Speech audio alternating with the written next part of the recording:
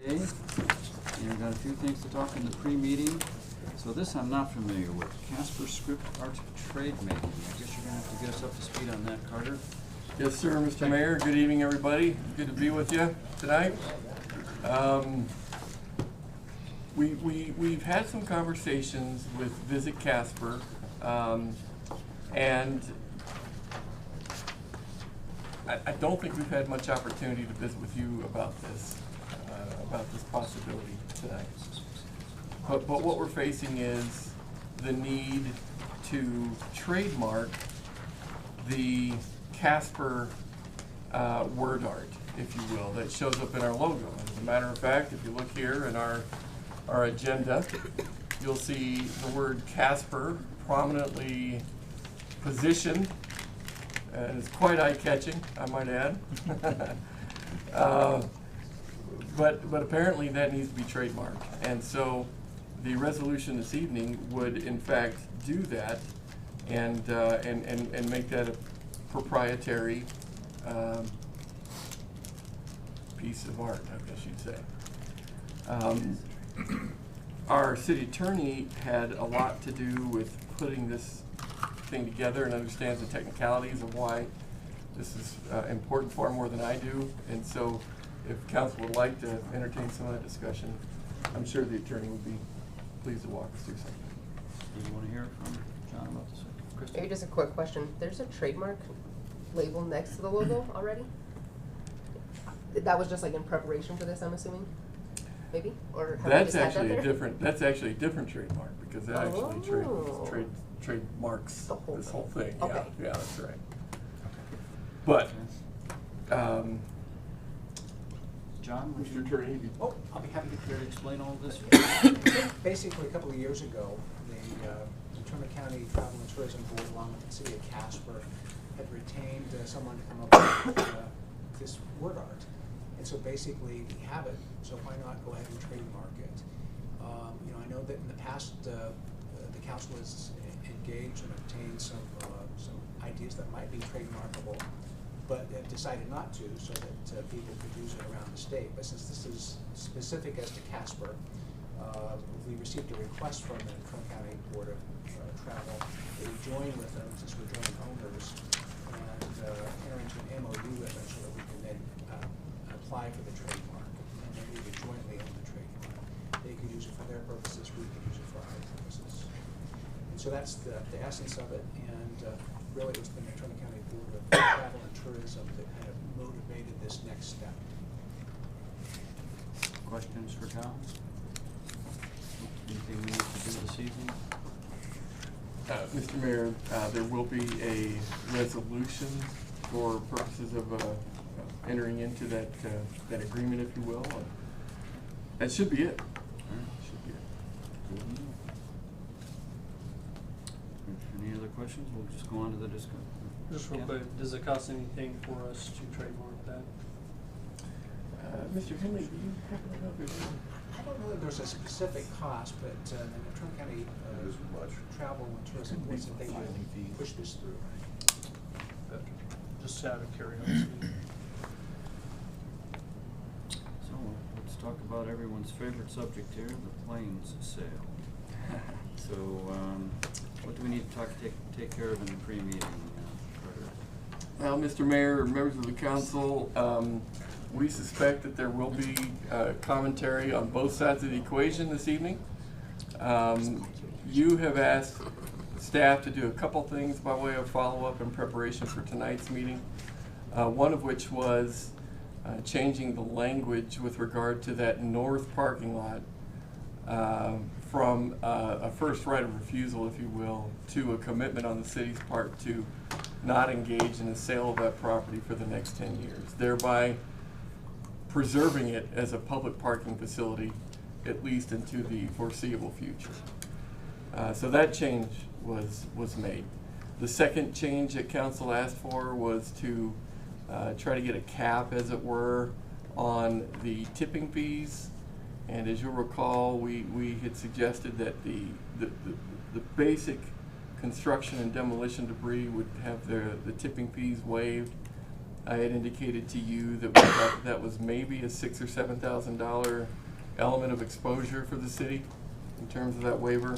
Council asked that a $10,000 cap be initiated in the purchase agreement. We did go back to the developers and talked with them about that. They were concerned that their exposure would be more along the lines of some $20,000. And so the language that you see in the the purchase agreement is right in the middle at 15. And so if council is not comfortable with that element of exposure, that level of exposure, then my recommendation would be that you probably would want to amend the agreement to a different number tonight. The other thing that I would have council remember, this is actually the second step in a two-step process. The first step that council took was, probably back during the beginning of summer, if I remember correctly. In July, thank you, where council did pass an MOU with these developers. The second step tonight is the purchase agreement. That is the statutorily required additional step that needs to take place to consummate the exchange of land and property and so forth. Part of what you will hear tonight as it relates to the developer's point of view is that pursuant to the first step that they took, that indeed they have taken on some investment and have moved forward with regard to what it is that the initial agreement suggested that they needed to do. And so invariably you will hear that the exposure that they've incurred tonight will be lost should this agreement not pass this evening. And so not necessarily an element of risk that they didn't expect or that any developer goes through when they make a deal with a government entity here in Wyoming, but nonetheless a part of what you will be exposed to tonight, I'm sure. Beyond that, we want to set this time aside for any questions that might be needed, some answers for. Would you like to do the items in turn? The first one being the first one was remind me again. The second one was the tipping fees. The first one blocking Was the sale of the North Park. Yes. So anyone have questions about keeping that a public parking lot for 10 years? And is that okay? Okay. And then Now, did that cause them any great heartburn? Did they say anything about that issue? Mr. Mayor, Councilman, that idea was a win for them, a win for the neighbors, and in my opinion, a win for the public, because as near as I could ever tell as your city manager, it'd be hard for me to ever advocate getting rid of that property for public parking. Parking is pretty limited in that immediate area there. So I think everybody viewed that piece as a win. Great. tipping fees? Bob?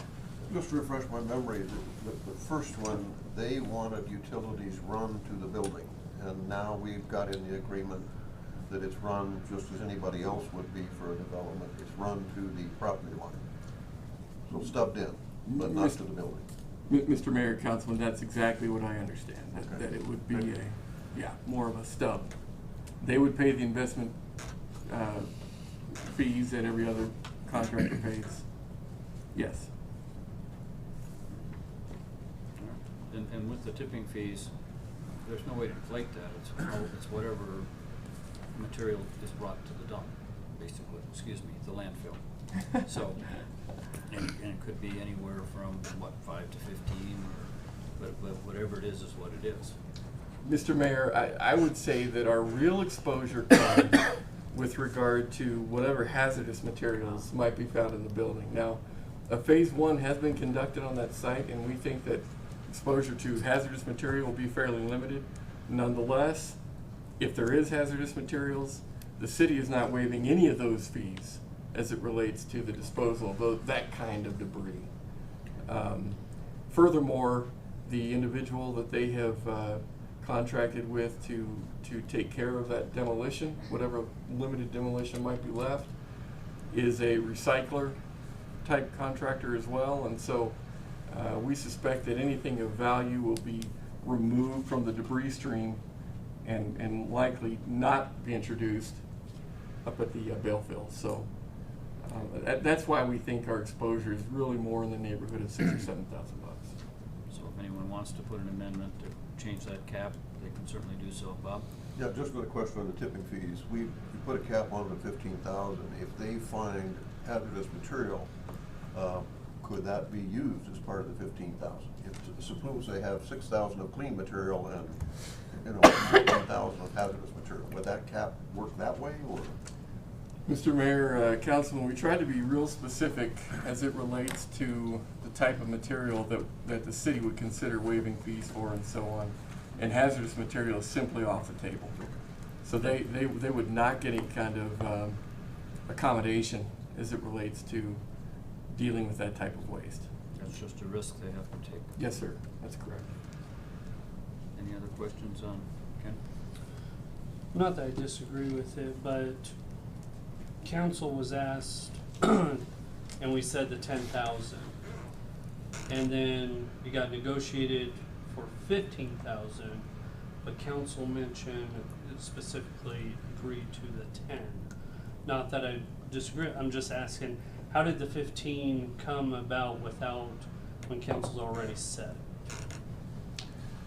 Mr. Mayor, Councilman, it was just simply that, an element of negotiation, much like any of the other elements in the agreement. And so if council disagrees, council has every right to put that back down to whatever number you feel comfortable with. And then of course, the developer has the ability to determine whether or not they'll sign, if that's a deal breaker for them. So I would certainly invite you that you still have that opportunity to put that at whatever level you think is appropriate. Steve? I realize what you're saying about the parking, but we have tried, or we're starting to try to get shorter term contracts on like ball field contracts, everything that the city is doing, and now they are trying to tie up the use of our property, i.e. parking lot, for 10 years. And we have all seen massive changes just in the last 5 years. And I don't think that they should have the ability to tie up city property when they're just buying property in the area. Because we could have somebody come in and offer to put in a big parking structure. And no, we can't sell it to them because of this. So, I mean, we're really tying up city assets.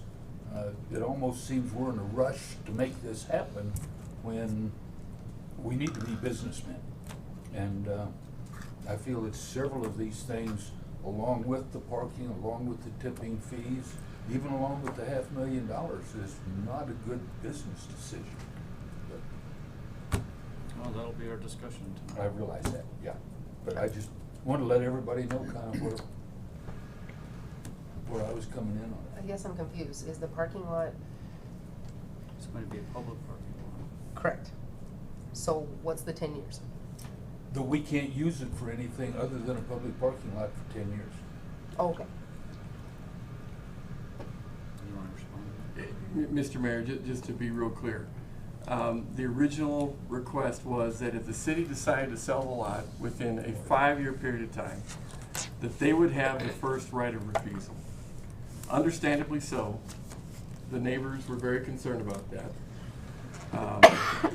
And I offered that as a way around this, that indeed the city would agree to not sell that lot for any private use for the next 10 years, or restricted use, or confined use, or whatever, but that it would be a public asset for the next 10 years. They don't have any special access to it or anything? No. Simply, That's correct. Nor do any of the neighbors. I mean, it would be an open public area for the next 10 years. Well, refresh my memory, because I think that in the original RFPs that we sent out, it was kind of a proposal for the Plains building and that parking lot, am I correct? Because what I'm really kind of asking and wondering about is how it is that that parking lot comes to be a negotiating chip in this negotiation now, and why that's relevant to this purchase up here. Mr. Mayor, Councilman Huber, I think that's a fair question. The fact is, the only reason it came into this lexicon discussion is because the developer was worried that if that public space wasn't available, they would have less options for visitors to their facility in terms of off-street parking. We did not, the city did not introduce that into any of the RFPs or the bidding process. The south parking lot, however, has been a feature in different ways, way more so than the north lot. So I think that what Councilman Cathy's worrying about is that, well, if Daddy Got Bucks came in and said, I want to offer you bazillions of dollars for that, for really attractive project, we would have foregone, we would have given up that opportunity for 10 years. I don't know if that's something that we even want to worry about, or if we should just say, well, no, we're not going to make that 10-year commitment or anything, because it's not our intention to do this, but if a deal that was too good to turn down came along, we want to be free to pursue it. I don't know. I'm asking that more than advocating one way or the other on that, and just bouncing that idea out. But I think that's something maybe we should keep in the back of our mind. We'll have to make some decisions tonight. The only thing I would add, and Councilman Cathy suggested that's bad public policy to not have it set aside for that period of time, I think was your point.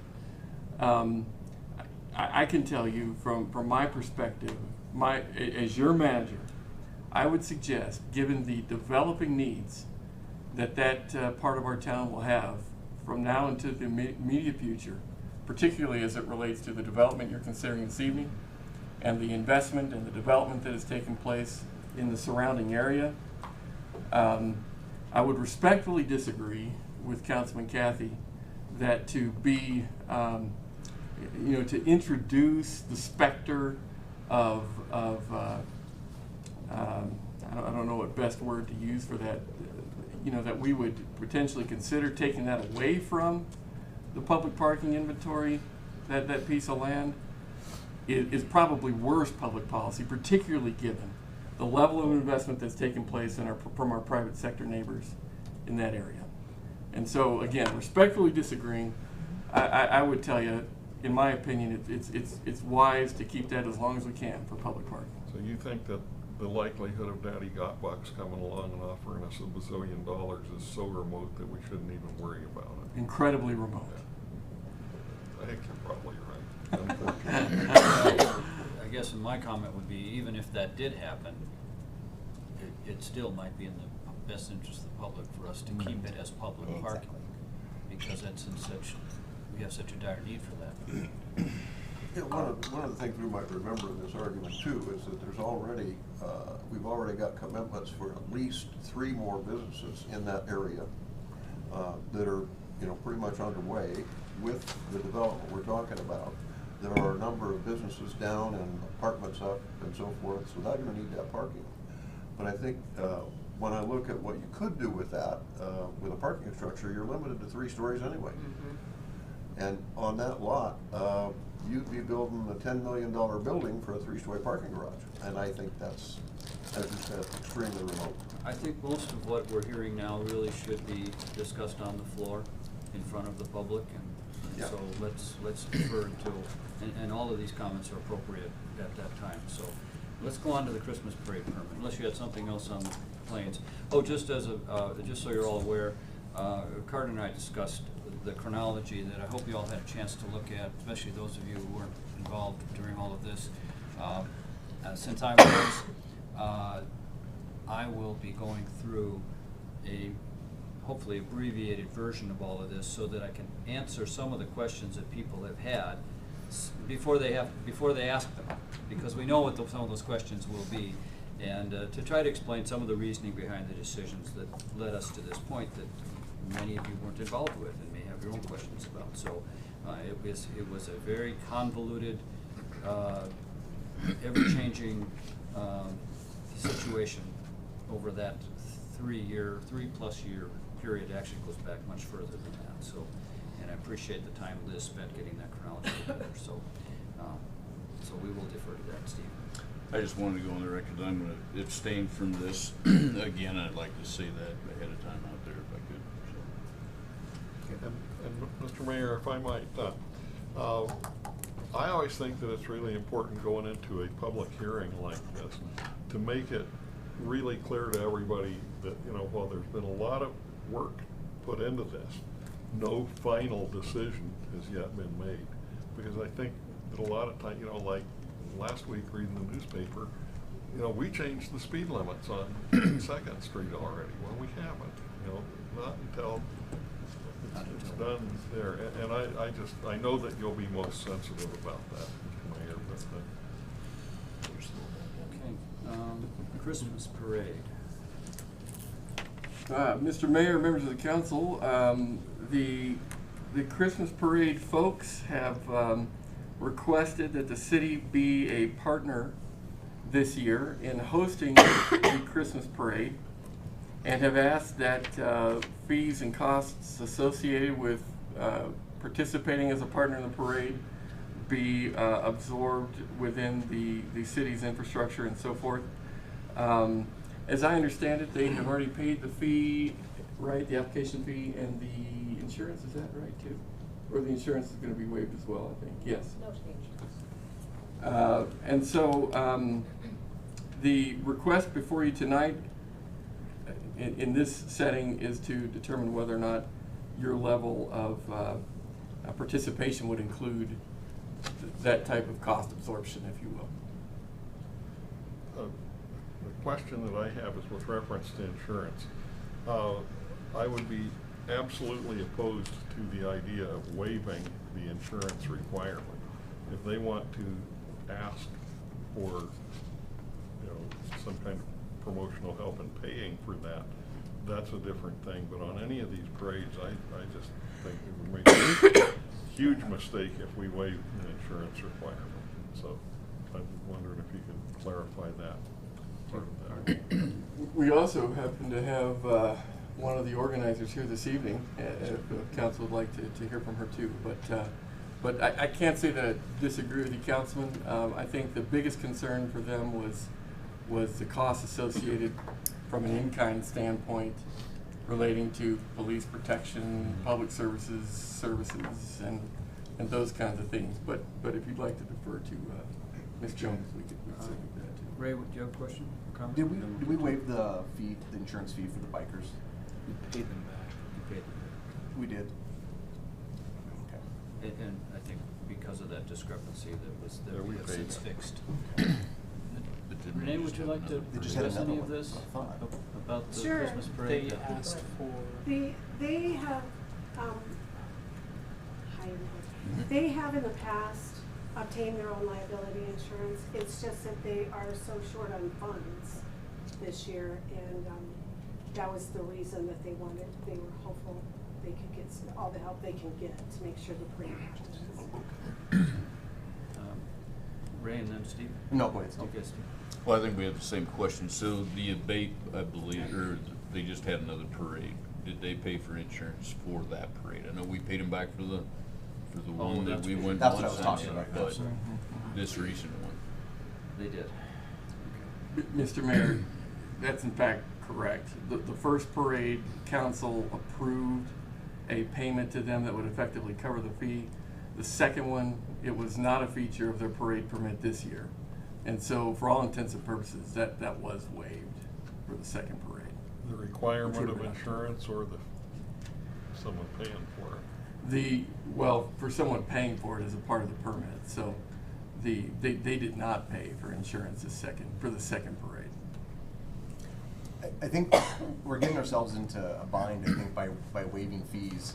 So when we were picking and choosing them, and now they're, we have them coming to ask us for fees, and I think we've got to be really careful of how we're doing that. Either I think we need to be carte blanche on one side and say we're not waiving fees, because I don't think we can keep going back and forth. And now I feel bad by telling, the Casper Parade that, oh, sorry, well, we did it for this group, but we're not going to do it for you guys.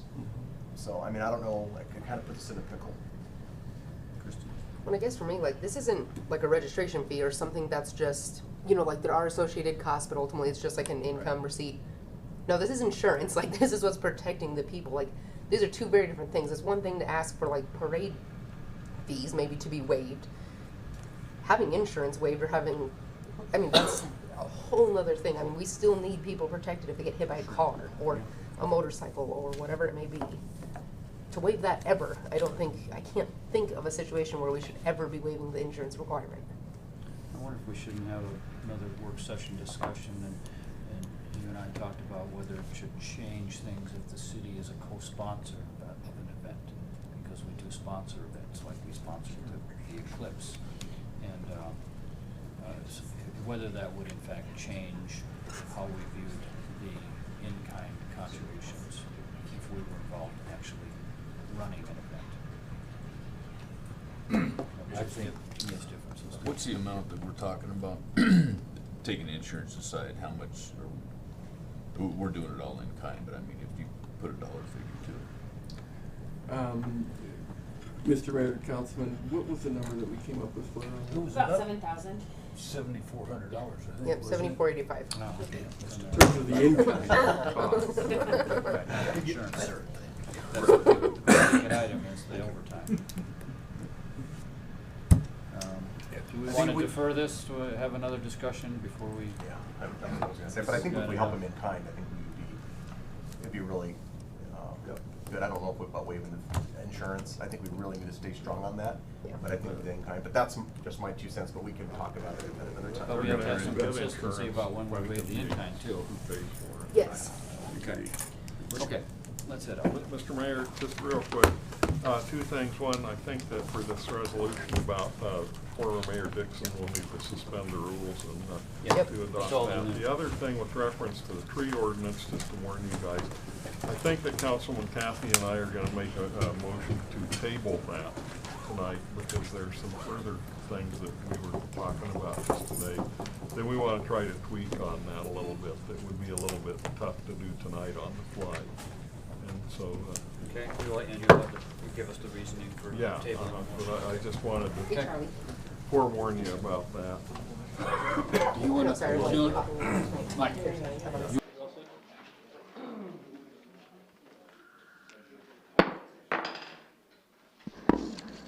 I now call the October 15, 2019 regular council meeting to order. Would council members please denote your presence by depressing your yes switch? All members are present. And just a reminder that council meetings are televised and can be viewed on cable channel 192. As is my process, would anyone care to come forward to lead us in the Pledge of Allegiance this evening?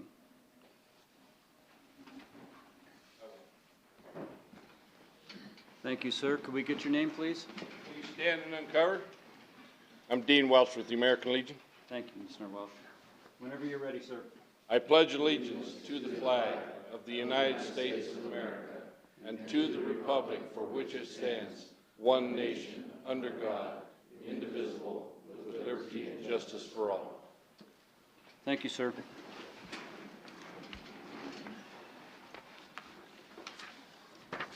The chair would entertain a motion to suspend the rules of council to consider an item not on the agenda. So moved. Moved by Councilman Bates, seconded by Councilman Kathy.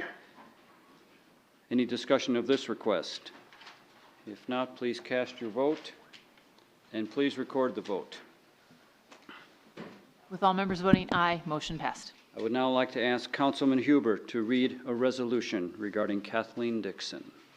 Mr. Mayor, I would move the adoption of this resolution It's entitled "A Resolution Honoring Kathleen Dixon and Her Contributions to Our Community."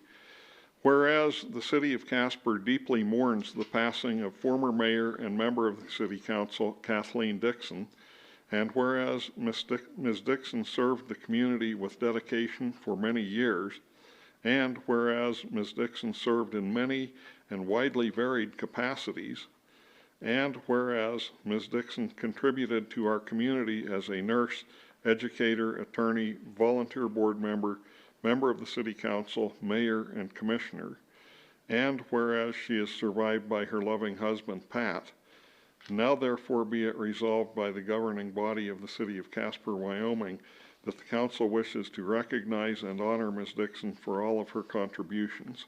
I would respectfully move the adoption of that. And for anyone who's unaware, we've learned that Ms. Dixon passed away this morning following a lengthy, long illness that she very courageously fought. Thank you, Councilman. Do we have a second? Second. Seconded by Councilman Hopkins. Please cast your vote. And please record the vote. All members voting aye, motion passed. I personally worked with Ms. Dixon on a number of professional matters, and she was an amazing human being who did a great deal for this community.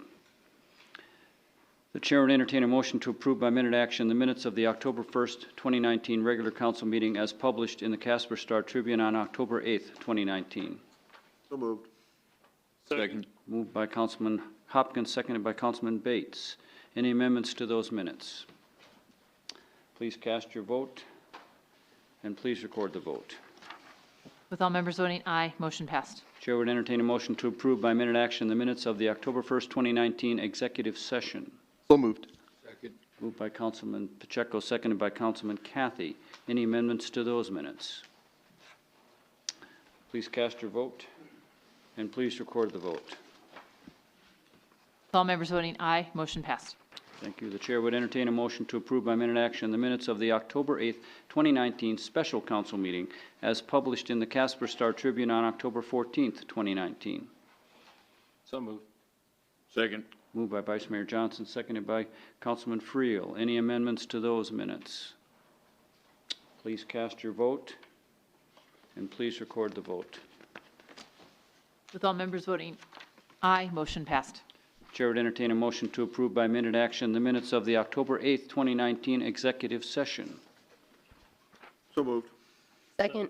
Moved by Councilman Hockman, seconded by Councilwoman Lutz. Any amendments to those minutes? Please cast your vote, and please record the vote. With all members voting aye, motion passed. Chair would entertain a motion to approve by minute action the October 15, 2019 bills and claims as audited by City Manager Napier. So moved. Second. Moved by Councilman Friel, seconded by Vice Mayor Johnson, or by Councilman Pacheco, thank you. Any abstentions to those bills and claims? If not, please cast your vote, and please record the vote. With all members voting aye, motion passed. Now, we have several public hearings planned this evening, and so if members of the public are here to discuss those matters, I would ask you to wait until we get to that portion of the agenda. But we would invite anyone who is here this evening to discuss any other matters to please come forward and speak with council. And as stated on the first page of the agenda, please state your name and address and direct your questions to me, and please no personal attacks, and keep your remarks to 5 minutes. Good evening, sir. Good evening, Mr. Mayor, members of the council and staff and all my friends. I'm Mike Stepp. I reside at 2315 Crescent Avenue in Casper, 82604. I also, as most of you are aware, own Donnell's Candies downtown, and because the parking issue is coming back up on the next work session, I wanted to discuss that just briefly. My serious issue is with lack of enforcement currently. There's been about a year, from what I can tell, of enforcement of the parking regulations that were passed by ordinance by the City Council. We get complaints, have since I moved downtown 25 years ago. It's an ongoing thing that will probably always exist. We lived for the days when we could, at Hilltop Shopping Center, advertise that we had 17 acres of free parking and nobody else did. And so, you know, it is an issue. People want to park exactly in front of the place they're going. And that's what creates a shortage. You can only have one car in a parking place. I don't believe, I was on a couple of studies with the DDA when I was a young buck just moving down here a couple of times, and both of those studies showed the same thing as your most recent study did, that we don't have a shortage of parking. We have a shortage of available parking during peak times and only at certain places along the streets.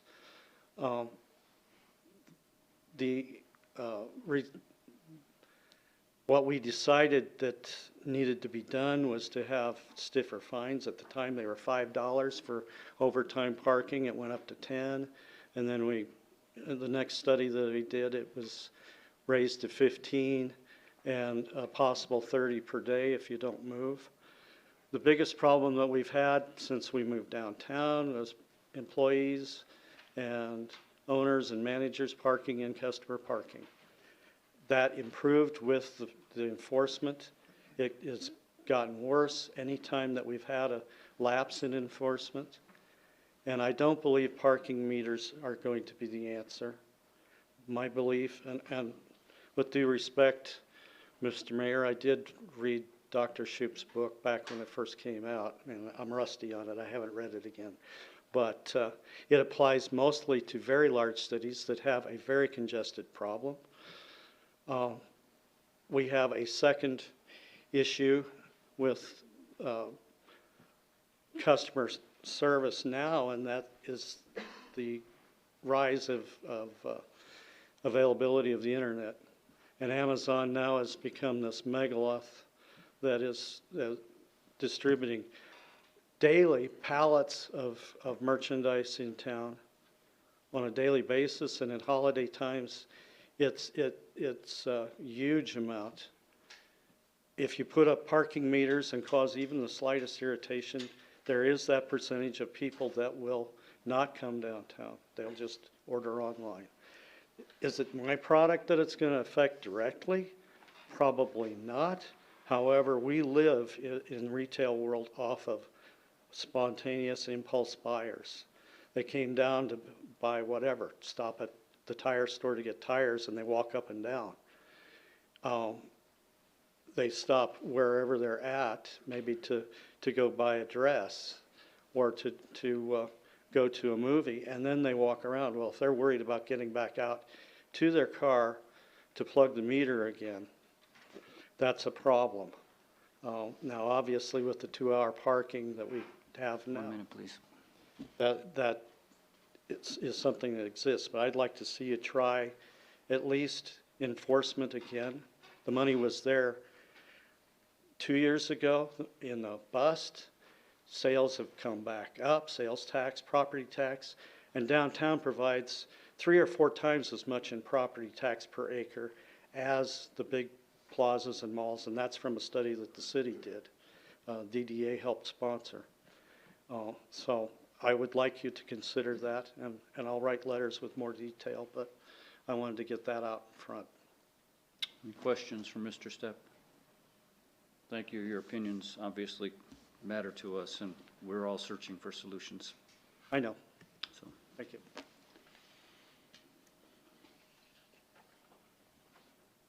anyone else this evening?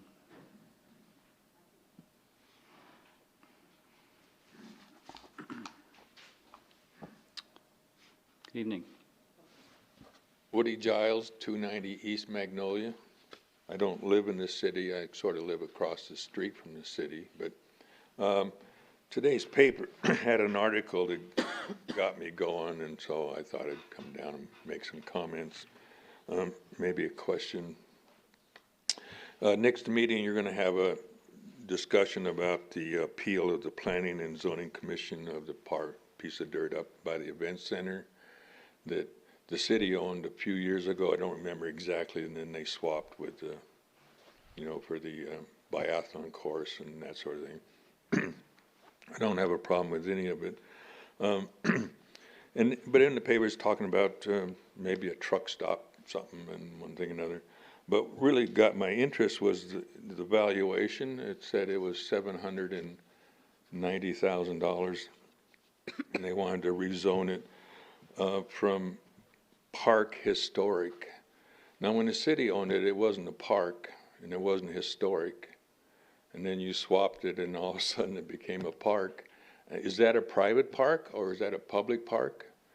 And is it historic? And the assessor, who's mandated by our Constitution to assess values and try to be as accurate as possible, says that that the value of that particular piece of property is $115,000, and it pays $775 in property taxes. That's a lot more valuable, according to the paper, than my place, and I pay a lot more than $775. So, and I don't know who decided to have it park historic. I'm sure the city didn't decide that's got to be park historic, and it almost looks like legal tax evasion. So I just was curious. Now, the doctor's office across the street, that total value of that property is 2.5 times the value of this vacant lot. And according to the assessor's figures, and they pay 17 times more in property taxes. And I mean, I just don't see how this doesn't make sense to me. So I thought I'd come down and chat. Any comments from anybody? How did they become a historic park? I don't know the answer to that. So. Does it seem odd to anybody besides me? Mr. Mayor, I might be able to take... Council, if you'd like to take a stab at this, go ahead. I might be able to take a stab at this, and this is all, I have not researched that or anything. However, when the city first acquired that large tract of land up around the event center, I think that it was several hundred, if not maybe close to 1,000 acres up there.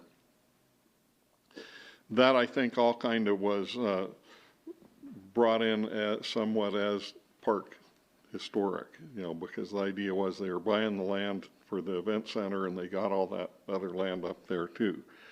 My suspicion is that, and then various parcels were sold off to, different businesses that are up there now and everything, and those have been zoned according to what they were going to be used as. I suspicion that this particular parcel remained in the city's inventory and therefore was zoned park, as all the rest of that surrounding, or much of that surrounding area up there was. Now it's been transferred over to this private ownership. So, and it never was developed as a park, turned into a park. There wasn't swing sets or nothing like that ever put in there, much like all the rest of that undeveloped, quote, park historic land up there. But that's just how it happened to be zoned when it came into the city. And so now I think what these guys are wanting to do is to change that zoning so that they can use it for something, because yeah, if it's zoned as a park, well then they're limited to what they can do. I suspicion that part of the reason why that ground is valued as low as it is for tax purposes is because of how it's zoned. I imagine that if it was zoned commercial or something else, that value would go up. But that's just the best explanation that I can offer, looking back historically to the history of all that property up there.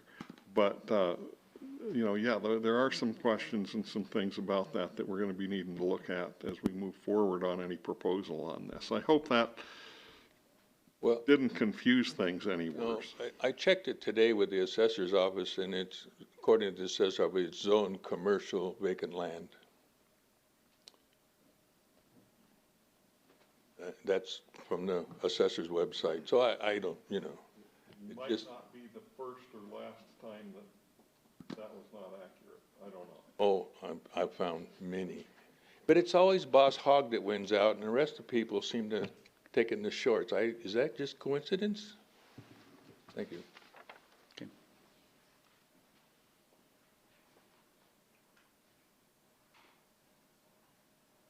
Anyone else this evening? Okay. Then we'll move on to establishing dates of public hearings. The chair would read the consent agenda, or please read the consent agenda titles. Establishing November 5th, 2019 as a public hearing date for consideration of the following 3 items. First, an ordinance approving a plat, subdivision agreement, and zone change for the DeWald Divide Addition. Second, an appeal of the Planning and Zoning Commission's decision to deny a zone change of a 2.8 acre portion of Tract 4, North Platte River Park Addition, and new restaurant liquor license number 43 for Ludovicio, located at 3095 Talon Drive, Suite 1. Thank you. The chair would entertain a motion to, by minute action, establish the public hearing dates just read. So moved. Second. Moved by Councilman Cathy, seconded by Vice Mayor Johnson. Any abstentions or nay votes? Please cast your vote, and please record the vote. With all members voting aye, motion passed.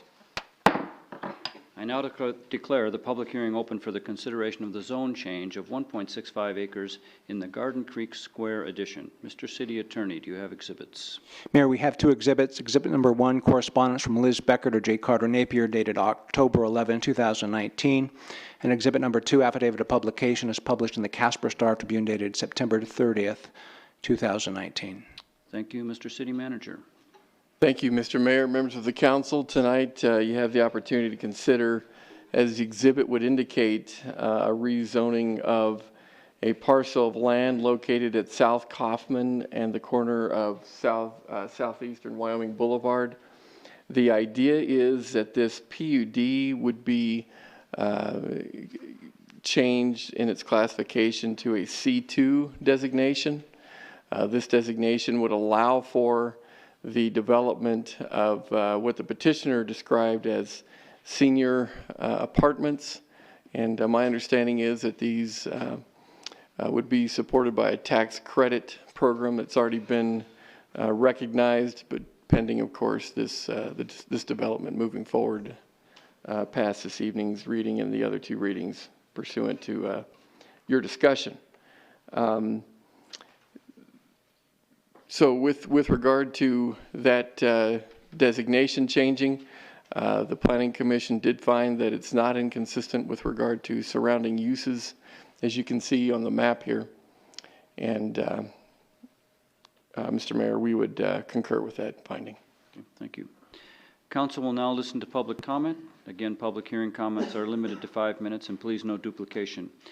At this time, I would ask those individuals who wish to speak in favor of the issues involving the zone change to please approach the lectern. Good evening. Could we get your name and address for the record, please? My name is Tyler Currents. My address is 2575 Clark Fork Lane, Missoula, Montana. And if it's okay, I have a handout. This is the portion that was in the agenda packet that not including the pictures. So I thought the best way to kind of go through this would be just to walk through that handout that's in your agenda packet, I believe. Like I said, my name's Tyler Currents. I work with Housing Solutions. We're an affordable housing developer. So we specialize in developing rent and income restricted housing. We work in Montana, Wyoming, and North Dakota. Our most recent property was completed in Evanston, and we actually opened in the spring of 19, so just this past spring. So just a little bit about this proposed project. Like it was mentioned, it's proposed to be a senior project, which in the affordable housing world means 55 plus, so hardly senior, but that's the age cutoff. Also, as mentioned, this will be financed with tax credits from the Wyoming Community Development Authority, who, as you probably know, are here in Casper. And I'll come back to that again a little later. But just to tell you a little more about the project, it will be 49 units, 34 one-bed, 15 two-bed. It will have an interior elevator. That way all the units or homes are zero-step entry, so that as they age, they'll have that elevator to get around and won't have to negotiate stairs. There will be a manager on site who will have their own home there in the building. And the manager is really there to certify tenant incomes, coordinate events for the residents, and otherwise keep the property just functioning very smoothly. There will also be a maintenance person that's on contract with the property to keep it, of course, just well maintained and running well. So there will be a manager and a maintenance person employed by the project. One thing that's very popular with the residents is the community room. This is on the first floor, and it's an area where they can come together to play games, eat together, watch TV, things like that. There's also a little space to do cooking, and often there's activities and things like that organized for the community room. And I think actually in the packet you have that there are pictures from other properties that we've developed of the community room and kind of what that looks like.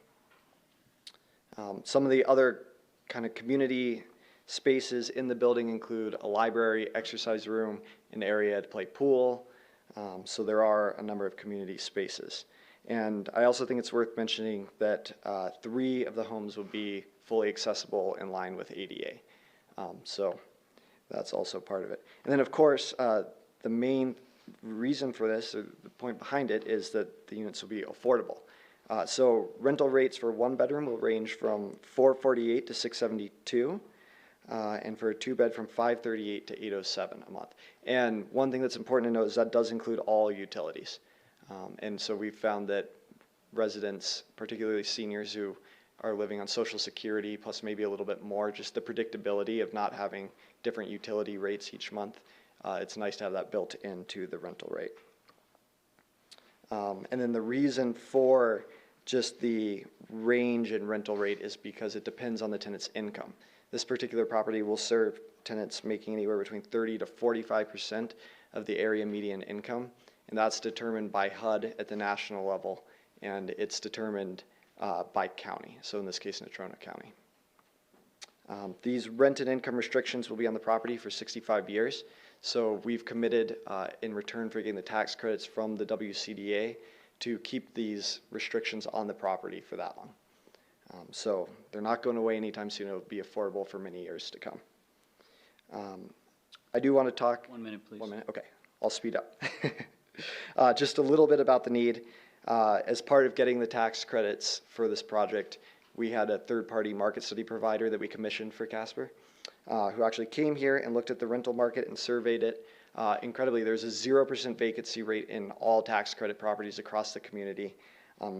Maybe even more incredibly, 1.6% vacancy rate in all properties across the community that they surveyed, and came up with a demand of 231 new senior units needed today.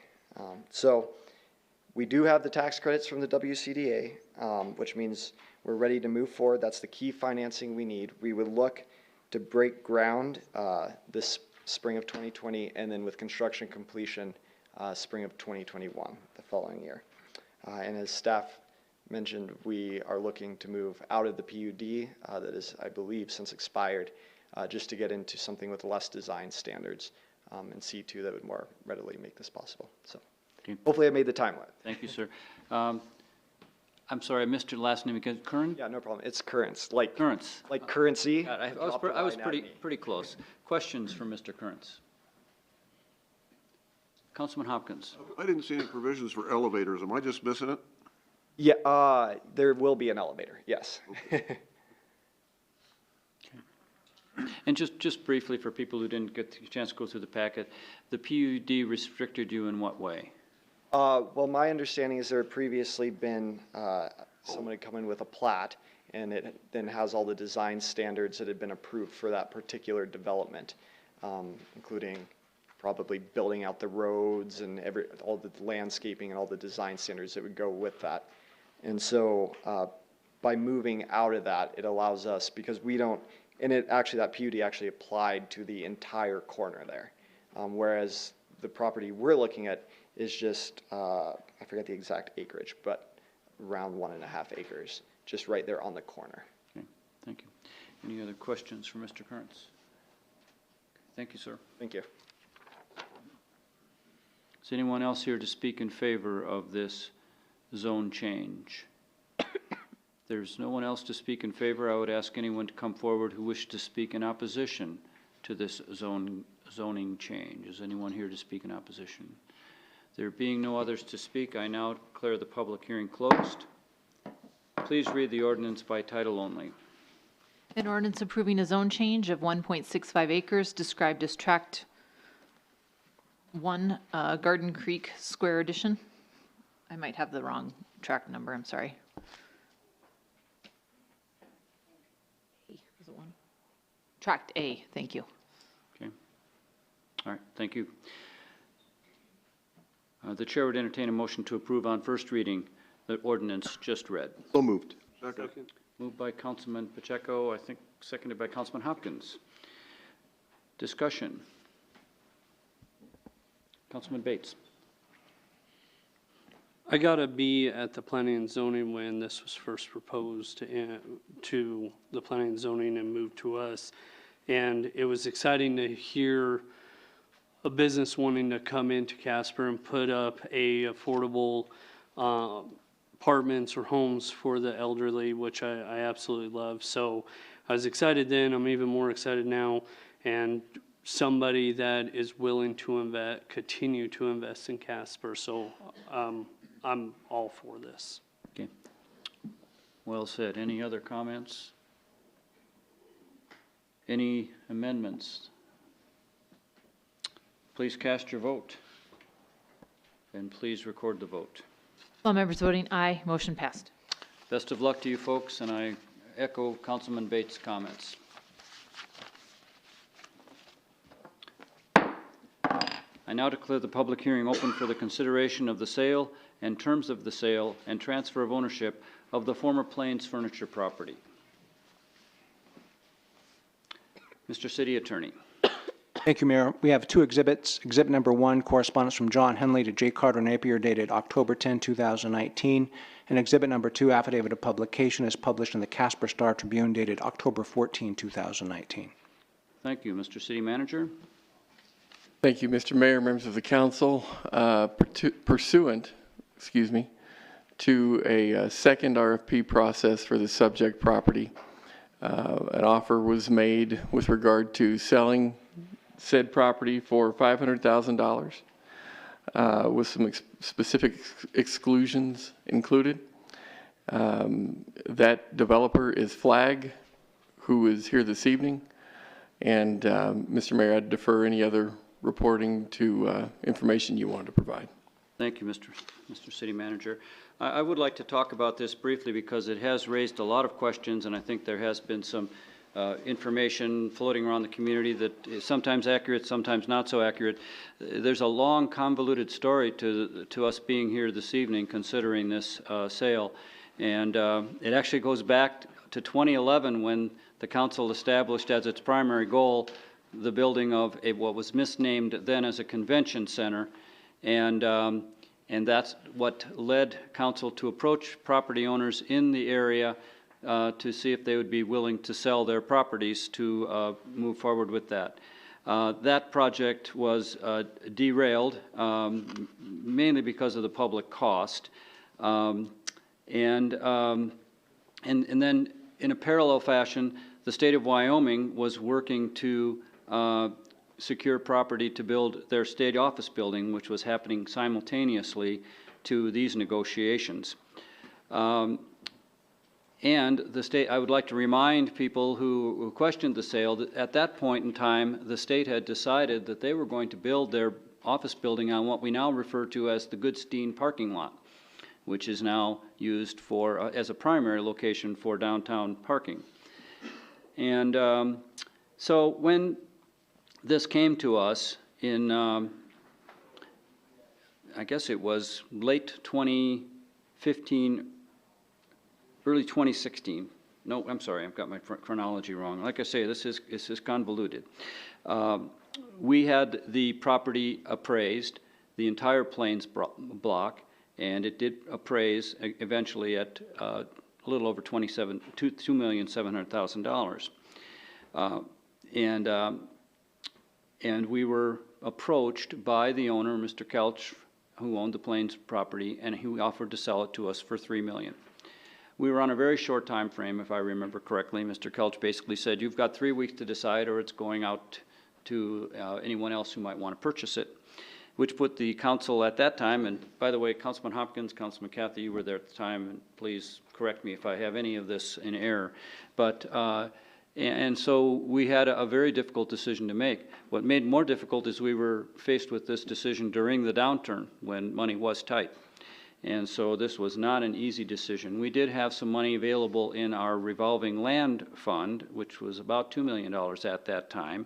And we had also saved approximately $9 million from the 1-set-14 cycle because we had done very well in 2010 to 2014. And so the decision we had to make was, would we take the revolving land fund money and add $1 million out of those savings to purchase this property? At that time, the plans were underway to build the David Street Station, and the council was acutely aware of the fact that if the state office building was built on the Goodstein lot and the David Street Station was built on its current location, there was no place for people to park. And so we did not have time. We were criticized at the time, why did you purchase a piece of property when you didn't even know what you were going to do with it? Well, 3 weeks isn't a lot of time to figure out what you're going to do with a piece of property, but we knew we were going to need some parking. And so that was the primary motivating factor.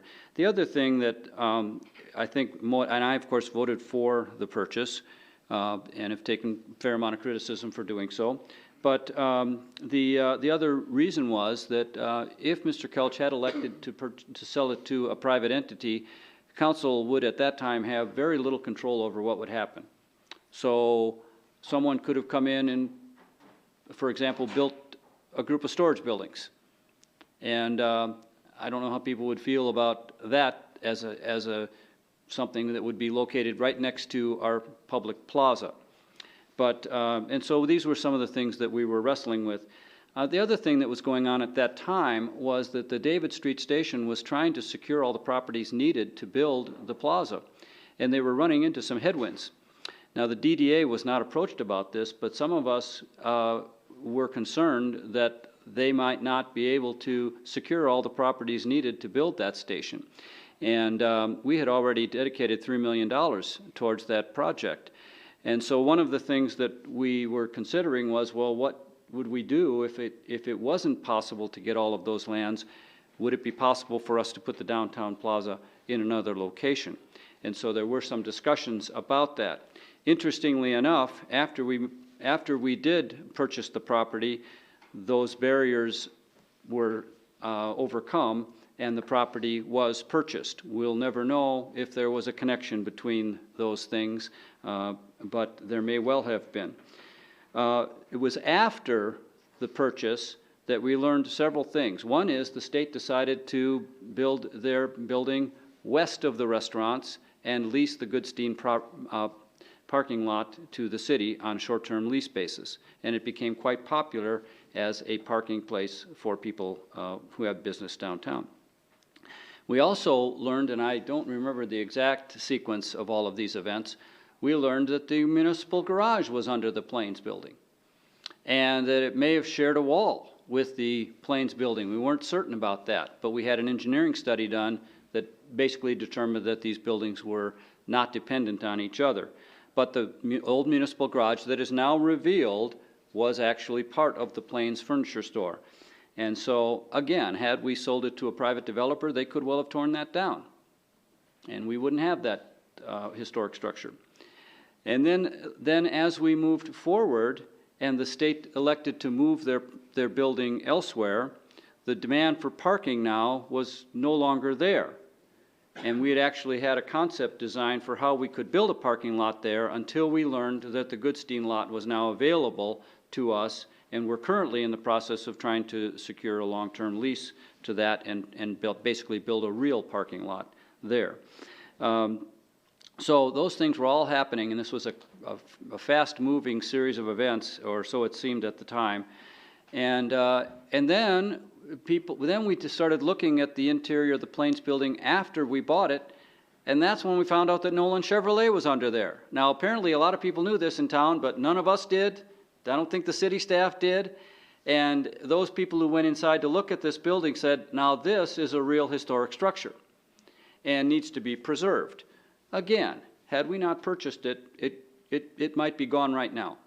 We'll never know. But it certainly put us in a position where we could try to preserve that historic structure. And for those of you who haven't seen it, it is very remarkable.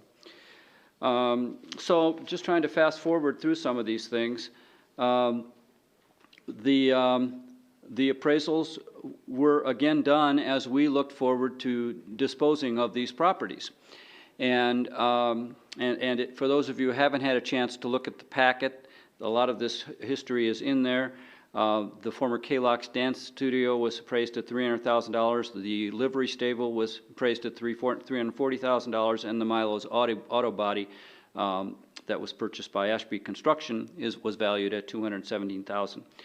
After that appraisal of the livery stable, I believe, correct me if I'm wrong, the structure was deemed uninhabitable. So you tell me that that's worth $340,000. I have a very hard time believing that. It would have been worth more as an open lot. Council then went forward with selling the K-Lark's dance studio and the Milo's auto body in a contested discussion, and I was on the other side of that discussion, but council did agree to sell those properties, which left us with the properties that we are currently discussing this evening. And so the RFP went out, and we were interested in receiving the most creative proposals possible. I would also add that we did put out a request for people's ideas for what we would do with this, and we had numerous ideas. Unfortunately, all of them involved us getting nothing back into the city coffers, donating the land for various types of facilities, plus the construction costs of building and maintaining those facilities. And so, since we had $3 million into this purchase, obviously we needed to get as much as possible back into the public coffers as public servants. And so we did sell 2 of those properties, and we had the remaining sections available. We put those out for bid, and we tried to be as open-minded as possible, hoping that we would see a wide variety of very creative proposals. Well, apparently repurposing a auto dealership built in the 1920s is not an easy matter, because there weren't people coming forward with ideas for what to do with that building. And so the bid process came back, and we had 2 bids, neither of which met the appraised value. And so we had further discussions about what to do. Now this property is now sitting unused, boarded up, and not providing any revenue to the city, not providing any benefit to the citizens all of this time. And so it went out to bid again. And so with the second bid, that was when we received the bid from Flag, and it was the only bid that met specifications. And so all of this happened prior to these good folks joining council, the newer members, and they are left now dealing with decisions that were made prior to their joining the council, and that is the case with many decisions faced by a given council. And so that's kind of the short version of what happened. And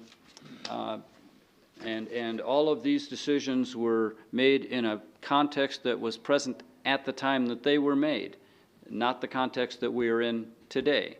And so they were good faith decisions that were not easily made. I know that purchase of the Plains was personally a very difficult vote for me to cast. Some are, some aren't. That one was.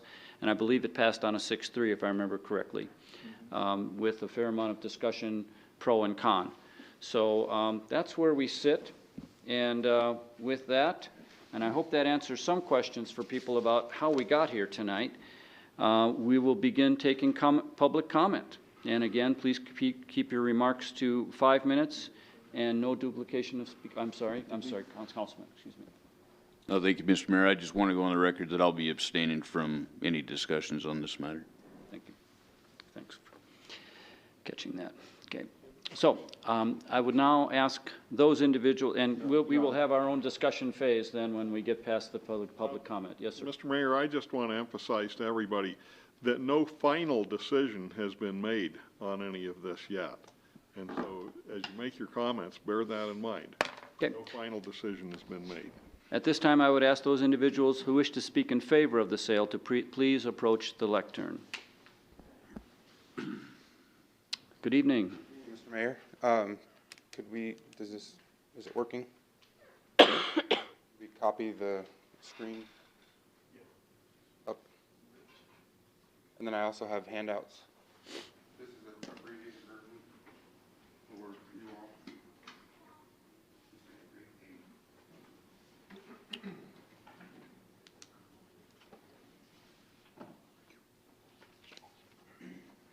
Before we turn the time on, how close did I come to accurate? Very. Very close. Okay, thank you. Thank you, Council, for the time this evening. My name is Brandon Daigle. I'm a co-owner of Flag Development. I'm also an architect at Native 38 Architecture, the design team that is doing this project. I have 48 slides and I have 5 minutes, and so I'm going to go very quickly, but I wanted to give everybody an opportunity to see the project in its existing state and in the future vision of what we see for this site.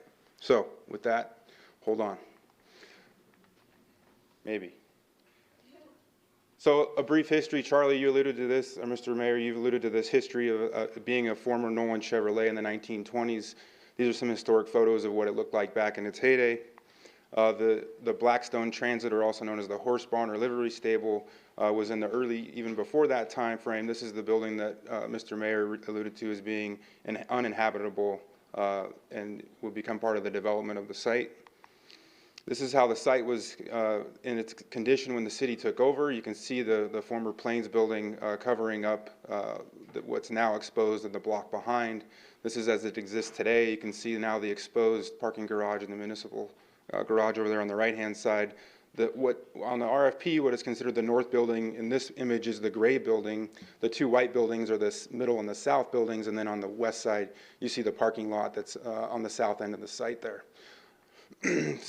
Some photos of the detail and the deterioration and some of the remnants of the awning being torn off and how it looks today. Just paying attention to the history and the detailing of what existed underneath that facade before. And some interior photos, you can see the original glasswork is still visible. You can see the CMU block wall behind there on the right-hand image that just covered that up. And then on the back, there's windows that face the alley in that green image on the left, or the green painted image on the left. Which we're intending to re-expose and get natural light back into the space. This is the image that, when we initially walked through this, I really fell in love with these bowstring trusses. A lot of the character and the history of this building resides in the forms of these. You can't build these today because they're typically cost prohibitive.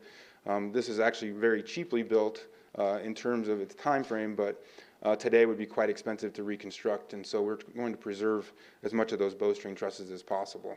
So that first image was the middle building. This is the south building. You can see that there's a different bowstring truss in this image here that is actually even a cheaper product and cheaply built in this south end. But again, warehouse space, and what do you do with it? And how do you transform over 30,000 square feet into the requirements of historic preservation, residential housing, and economic development? And in here you can see this is the interior. You can see the red iron, the pre-engineered metal building that's covering up the former motor pool, and the architecture there with the circular vent or window up there and the blocked-in openings, which will be re-exposed through the vision of our site. So how do we get from where we are here today and where we've been in the past to where we hope to be? Our process was very iterative. We didn't come at this from one angle. We looked at this in multiple lights and examine the site in different configurations, looking at multifamily housing, market rate housing, senior housing, commercial mixed use, whether it would be retail space, commercial office space, some sort of hospitality space. Then we refined our options and looked at starting to apply square footage to this, and through this realized, the need to create this kind of shoehorn into that space with the existing livery stable, and how do you fit that into the context of the site? And then you're bound on two sides on either side of that. And so how does this really fit into the context of redevelopment? And then option 4, we looked at examining the idea of just completely scraping the site. Again, the RFP had leeway, but we felt like it was important to preserve as much of the history as possible. So ultimately option 4 was not realized as the final proposed use. So a lot of the site considerations, again, historic preservation, market demand, proximity to dining options, proximity to David Street Station, creating outdoor living space, and having this project be an economic engine. And so through all of that and all those iterations, the idea that we came up with in a historic sense pays homage to its original namesake, and we're renaming the property The Nolan. And in doing so, we're going to demolish the livery stable, create parking for our residents and our tenants, repurpose the south and the central building, or the center building, demolish the pre-engineered metal building, re-expose the original historic structure of the mechanic shop, and build 3-story market rate live-work units on the existing parking lot that's on the south end there at David. So here's the overall site plan. In blue, you can see the co-working office space. In orange, you can see the 2-story row houses. In the yellow, you'll see the 3-story live-work units. The orange and the yellow will all be sold as fee simple properties. They will not be leased, they will be sold.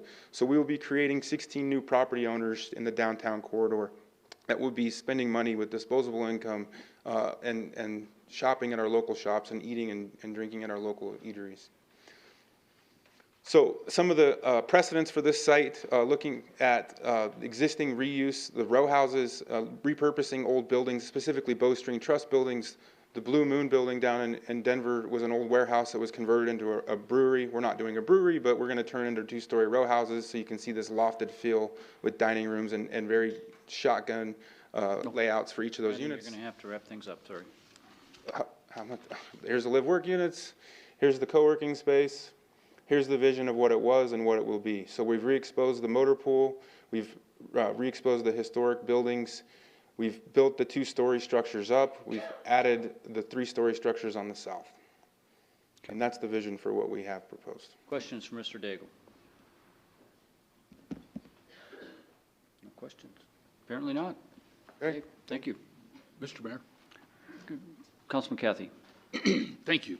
I notice you have the 35 parking spaces. How many residential units, because it says 7 3-story, is that, those are the buildings, how many living spaces will be in each one of those? One in each of those 7 units. There are 3 stories that are individually owned. Okay. So that's 7 units, and then there will be 11 units for a total of 18 residential units. Yep. I didn't know whether they were going to be single level and, okay. Yeah, we're not planning to create a condominium association that would have stacked units. They're all Basically, shotgun townhouses. Either 2-story or 3-story. Correct. Residences. Yes, sir. Okay. Thank you. Yep. Other questions for Mr. Daigle? Okay, thank you. Anyone else here to speak in favor?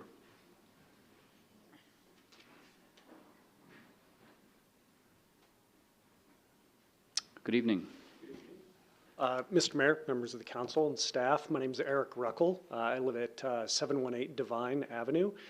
And as you consider it, there are a lot of voices in opposition of the project, but I would like to remind you there were also a lot of voices in opposition to David Street, and yet it's amazing how the community's rallied around that project. Many people that I talked to who were opposed to it for a variety of reasons, you now see down at the station having a fantastic time, telling people in other states how great it is to be here in Casper. 3 main reasons I'm in favor of it. One is I think it sends a message about where we're going as a community. Because if you don't approve this, then it's going to remain vacant. And that takes us to a place. We're not just waiting, we're making a decision to stay rooted in the past. And no one is thrilled about walking downtown and saying, look at these vacant buildings. So it's a decision in favor of moving forward. Second reason I'm in favor of it is that it leads other people to make similar decisions. When you make a decision that says this is a place that votes for progress, this is a place that votes for forward movement, and then other people are going to do the same thing. They're going to follow that lead. Third reason is much more personal, on a note for myself. My wife and I have a son who's a senior at the University of Wyoming right now. He does not plan to move back to Casper initially. I probably wouldn't have when I was his age either. But he's going to go away and he's going to be gone in a job, let's say 2 or 3 years, and something's going to happen where he's wondering where he goes next. And I would certainly hope that we could bring him back to Casper, and making a decision like this allows us to bring people back to Casper. It allows us to get people to move to Casper. If you spend any time in David Street at events, you'll talk to people who are not from Casper, but they talk about how fantastic David Street is. They talk about what a great place it would be to live. And this moves us further in that direction. So for myself, selfishly, if you make this decision now to support this, when Jordan's ready to consider moving back to Casper, maybe we have a shot. Because he's not just going to be considering Casper, he's going to be considering cities all across the country, maybe even around the world. That's who we're competing against. And it's not just my son, it's other people.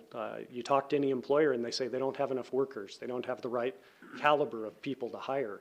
We have to build a community where those people are excited to move here, not just for the jobs they're going to get, but the places they're going to live, the downtown they're going to get to enjoy. So again, I know there are a lot of voices, and they're really loud voices. But there are also a tremendous number of citizens who are in favor of this decision. They just tend to be the kind of people who aren't posting all their thoughts on social media and calling you up, yelling at you. So there are a lot of voices out there in support of it. We're just not as loud as some of the other people are. Thanks for your time. Questions for Mr. Ruckel? Okay, thank you, sir. Thank you. Anyone else here to speak in favor? Good evening. Since I'm already here, Mike Stepp, 2315 Crescent, in case anybody forgot. I am in favor of it, partly because it brings in mixed use, more advanced into the downtown community. One of the things that years ago when I was on the DDA board we were trying to do was find a grocery store that would locate downtown. You need a better critical mass of people living downtown to attract that. And you need higher disposable incomes.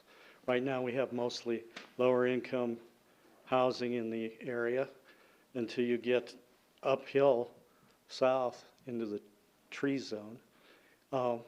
So I'm very much in favor, not only because of my business, but because my children live here. I want other children to move back here that have moved away, and having a nice a place that is something that they recognize as fitting into the world and into their world at their age, in their 30s and 40s. And even my grandchildren, I'd like to see them to be able to move back here. So maybe that's selfish, but that's, as a citizen, that's something I would like to see, is more mixed use downtown. Build our core so that we draw people here. So that's all I have to say about it. Any questions for Mr. Stepp? Thank you. Anyone else here to speak in favor? There being no others to speak in favor, I would ask those who wish to speak in opposition to the sale to please approach the lectern. We didn't convince you then. No, sir, I didn't. Dennis Stainsland, 533 South Washington, and I have read part of your council proposals. My issue as a taxpayer is that we can't finance this with $2 million of taxpayers' dollars. At one point, they offered $1 million. Then they come back with 500,000. So they eliminated the garage, or the parking lot and the livery stable. So that took 500,000 out. But anyway, bottom line is we're financing it with taxpayers' dollars. You're favoring one contractor over many other contractors. You're not actually considering selling it for 500,000. You gave them 15,000 for tipping fees, which all the rest of us pay to empty our garbage, and I'm sure all the other contractors in town do. So you're considering selling this for $485,000. You paid $3 million, you put some money in it, it's a $2 million loss for the taxpayers of Casper's. I'm hoping your decision isn't already made. I noticed from your packet, it's approved by Flag on October 10th to move forward. It says in your program that you'll make this decision tonight and you'll finalize it on the 18th. The good news is we've had more than a month for us to complain. You haven't had too many advocate for it, and you haven't had too many that spoke against it. But anyway, it's being financed with taxpayers' money, which is not right. And I still feel that the property's got value. I was here during all your scenario that you went through. I listened to all that.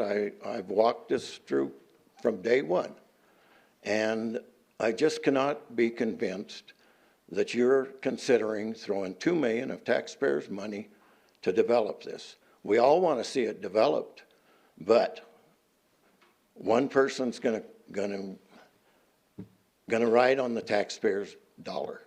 So I'm against it strictly because it's too much taxpayer money. I would like to see it developed. I do think it'll be developed no matter whether this goes through tonight or not. I think there are people out there that will give you bids on this property. You're in a bad position now. You've considered selling the whole mess for $500,000. So if you were to bid on it again, what are you going to do? You're not going to high dollar the bid. You're going to bid it at a lower price. So we're in a worse position than we were. But hopefully you'll do something that will protect the taxpayers' money and move forward. It's not like it has to be done by the 18th. It's been sitting there since 16. We've lived with it. It just, to my way of thinking, you can't deal with taxpayers' money that way. That'll affect a lot of things. It could affect 1-cent votes. It could affect any vote that comes up after this. I've heard people say, if you're not that concerned with taxpayer money, we don't need this council. So I'm hoping this council will consider this seriously from now to the 18th. You're going to vote tonight. So before I started to come down, I thought you've already made up your mind. Maybe you have. I don't know. But to me, you can't spend taxpayers' dollars that way. And that's my concern. I have nothing against Mr. Daigle. I don't advocate for any other contractors in town. I would like to have you subsidized by garage fee or garbage fee. You know, you're going to give them $15,000 to empty the garbage. 1 minute, I'm done anyway. Thank you very much. I was happy to see Mr. Daigle got the same blank face from the council that I've gotten for the last month. You look up there, you say your piece, and it looks like you're talking to a post. We practiced that. Questions for Mr. Steensland? Councilwoman Lutz. So you indicated that we're somehow cutting out under contractors. I guess I don't understand what you mean by that comment. You're subsidizing this contractor with taxpayer money. If you're going to give $2 million of taxpayer money to one contractor to develop one little piece of ground, every other contractor in town pays to get their garbage hauled to the dump. Every other contractor bids the bid process, pays the assessed value. The two that bought prior paid close to or assessed value. Now you're back to $500,000. That's nowhere near what that property's worth. They thought it was worth $1 million earlier. I don't know when it changed from $1 million to $500,000, but I think they found out they were in a good position, so they dropped their money. And I'm afraid a lot of you have bought into that. So that's my concern, taxpayer dollar. I was just, sorry, I thought you meant we were cutting out other contractors like from bidding on this property, and I wanted to point out that there were 2 open RFPs that any contractor could have bid on this property. I know that, yeah, I've read that part too. And I was here when all this came about. And I went to the open houses. I went to most of the council meetings. We'll see how this goes, but you might be rid of me as far as next council meetings, which is no problem. So, thank you for your time. Other questions for Mr. Steensel? Thank you, sir. Thank you. Who else would like to speak in opposition?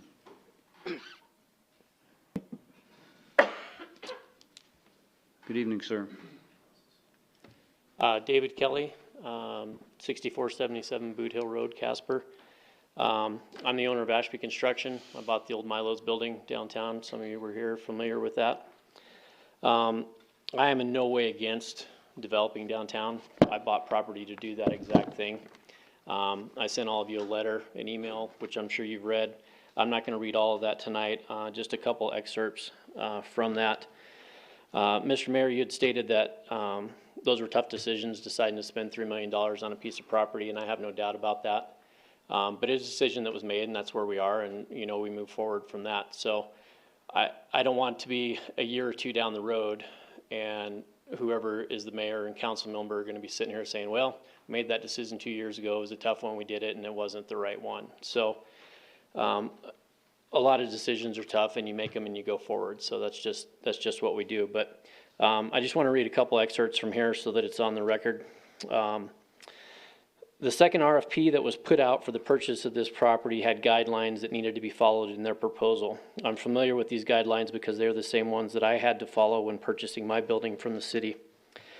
One of those guidelines are listing all the key players that are to be involved in the project. One of the key players that was to be named is the builder. Flag did not list the builder of this project and therefore did not follow the RFP requirements as set forth by the city. The need to identify the builder of a project this size is imperative information that the city should want to know to verify the legitimacy of the builder before making the sale of the property.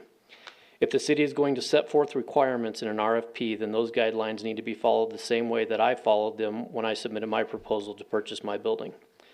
This alone is enough reason to reject the proposal submitted by Flag. If the city wishes to be fair, then the playing field needs to be the same for everyone. This is kind of the meat of the matter for me here, as far as I'm concerned. The city revised the verbiage in the second RFP to allow the city to entertain a bid that did not meet the appraised value as set forth by the city's appraisal. The original purchase price for the Plains property was $3 million taxpayer dollars. I know that I paid $221,000 for my property, and I know that the old K-Lark's building was sold for $300,500. That totals $521,500, which leaves a balance owed to the taxpayer of $2,478,000.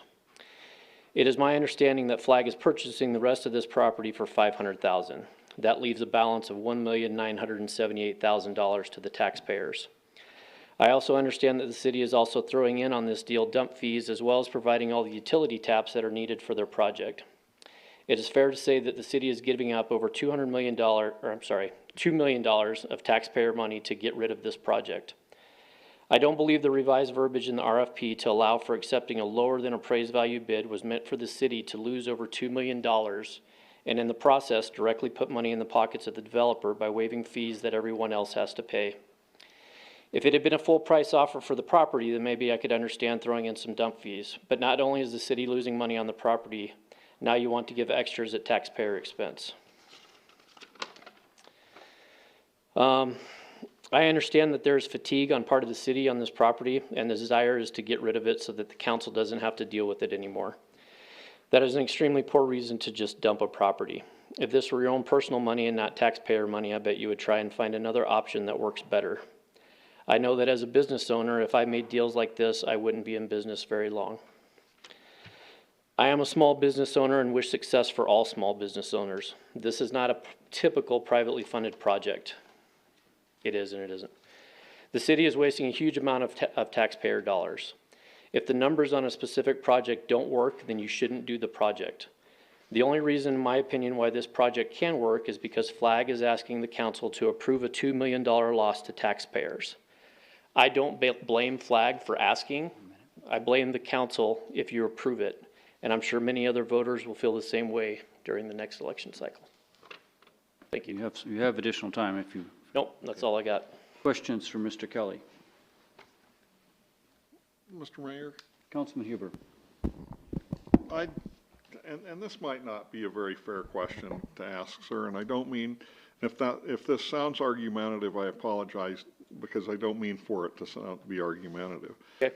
But, you know, what I'm hearing is that, well, the price that we're being offered now is so much below this appraised value, and people are opposing this in great part on that, and the actual dollars that have been involved in this. But anyway, though, you know, I guess my question to you guys would be, how long do we sit on this? Do we sit on it for 5 years hoping for someone to come along with a better offer, 10, 20, 30, 40, 50? You know, at what point would you say that it would become more valuable to the city that, well, okay, we'll just take our lumps on it and get it back into private hands, back on the tax rolls, back to being a productive asset?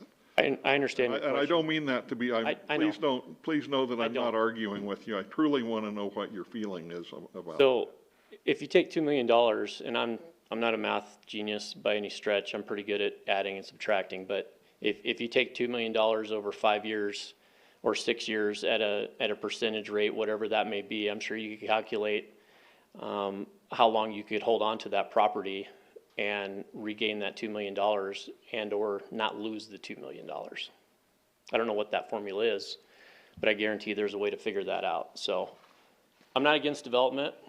That's what I do also. And the downtown, I love it. I love our building. What we're getting ready to do is cool. I think your guys' concept is awesome. I like the looks of it. I'm against the $2 million loss, and that's what it is. It's a loss to taxpayers of $2 million. And it's not right. So that's our money. And I know that you said, Mr. Mayor, that part of that money came out of funds, saving funds or interest funds or whatever. That's still taxpayer funds. So that's my argument. Other questions from Councilman Bates? You bought Milo's for $220,000, is that correct? 221. 221. Yep. Okay, on here it said 220. If you could have purchased it for $21,000, if you put an RFP and the count, you were standing where you are right now, and council has a chance to approve $21,000 for that, for the Milo's building, would you be opposed to it or would you be against it right now? Because you're the one that's purchasing. Yeah, absolutely. That's what I said. I don't blame Flag for asking. I would do the same thing. Okay. And I would expect other people to get up there and say, hell no. So yeah, as a buyer, if the city wants to sell me something for 25% of the appraised value, yeah, I'll buy it. Absolutely. And I think the city should consider also that you're setting a precedent for future sales. There's other property that the city's going to want to sell. So are all RFPs going to be allowed to come in under appraised value? Is everybody going to come in at 25% of value? And you're going to have to accept it because you don't have a better deal?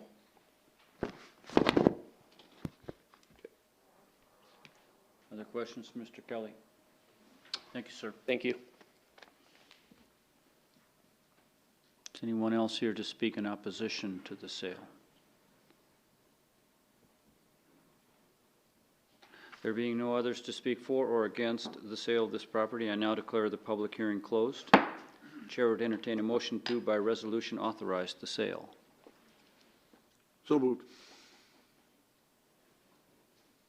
Second. Moved by Councilman Hopkins, seconded by Councilman Pacheco. Discussion. Councilman Hopkins. Mr. Mayor, if I might, first of all, thanks to you and staff for putting together kind of the chronology of events that How close did I come from your perspective? well, I'm going to start with that. Okay. I think you covered it very well, actually. Going back about, 12, 13 years ago, there was, we ended up looking at this area downtown as a real possibility. It was don't recall for sure, but it was like 140 acres down there that was probably the original heart of the city when it was just barely a railroad town and a cow town and an oil town. And a group of folks got together and started looking at it. And as a result of that, beginning about like 10 years ago last year, we celebrated the 10th year of the OYD. And in those 10 years, I don't have a good feel for the amount of money that those property owners have put in down there, but it's been in the millions that the property owners down there have put that money in. When the Plains property came up, I understand when we look at that, we were thinking a parking lot, or perhaps we were looking at something like Davis Street Station or a hotel. There was a lot of conversation. As we uncovered what transpired and what the history was of that, we found that we have a real gem here. And as a result of that, the state of Wyoming has decided they wanted to be an OYD. And they started out looking at several pieces of property and ended up buying some 14 acres from private property. And they're going to build a building there that's about a $40 million project and will have about 400 plus or minus people work there every day. It's pretty hard for me to conceive of the fact that several of those people wouldn't like to live downtown. When you look at those the housing that we might develop there, plus the other properties that are going to be developed, just rough numbers, I think it's probably going to be about $40,000 a year in tax revenues. Now, that's not counting sales tax, that's property tax. Those people will be spending money downtown just as the other people will in the state office building. While I understand that we didn't make money on every piece of property that we sold, we were in this situation with the Wyoming National Bank building about 25 years ago.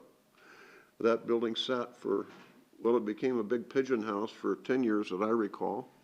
And just the cleanup costs to get that stuff out of there was pretty bad. And when Mr. Grimshaw took that on, his downtown apartments, well, we ended up losing a little money on that too. But I think the results have come back in spades. And while it's still not a huge taxpayer, it did bring people to downtown, and every one of those people likes to live downtown. I think this project is kind of a watershed project. Part of the original OYD concept was to have housing downtown and businesses live together in a neighborhood. And that's exactly where we're headed with this. So I'll support this tonight.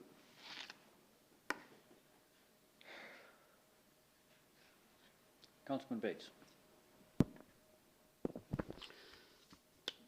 The design that Flag has, that they proposed and that they had to go through really quickly, is an amazing and beautiful design. I love it, actually. I think it's really neat. And then they want to stick with calling it the Nolan and giving tribute to that, I think is awesome and amazing.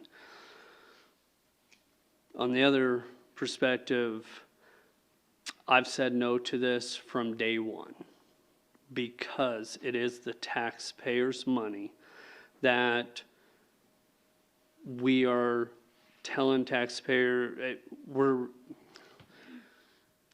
losing it, losing the taxpayers' money on this. I don't blame Flag staff for putting in the bid that they did.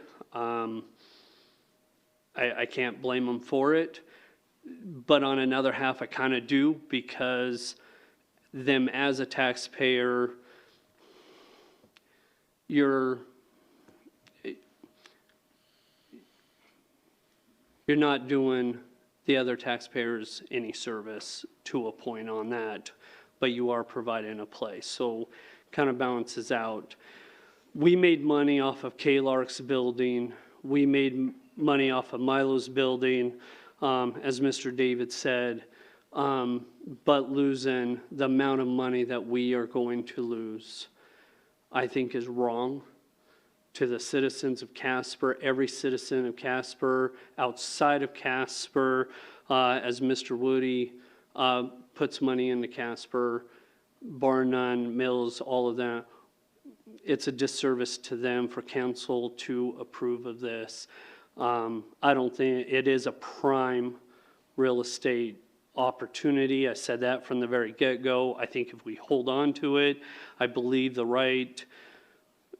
not the right person, because I do believe Flags is the right person, but just not at 500,000. I think that is wrong in every aspect, and it's a disservice to every citizen and beyond. Councilman Johnson, or Vice Mayor Johnson, excuse me. Well, I was one of the 3 no votes to even purchase this property back in, was it 2015, I believe it was, because I knew that this exact scenario was going to happen. We paid over appraised value for it, and I knew we weren't going to get even close to that out of it. And so this one's a tough pill for me to swallow as well, because that's a pretty substantial difference.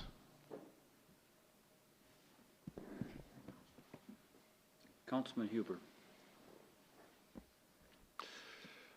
Well, Mr. Mayor, first of all, my understanding is that this would be, if we approve this tonight, it would be approved on first reading. It would then come up for 2 more readings. Is that correct? So that everybody knows? No, this is the final decision. Okay. You know, I can sit here and I think there's a lot of spilled milk that we could cry over here. Was it a good or a bad decision for the city to get into this in the first place? You know, all kinds of second guessing or whatever that could go on. The big question that I see before us now is, how long do we sit on this property? You know, we've been through RFP and bid processes. Any and every commercial entity, private individual, contractor, anybody in the whole world that would have wanted to get in on this at any level, at any price, could have come forward and made a proposal to us. Disappointingly, we didn't see a lot of that. That was a big disappointment to me.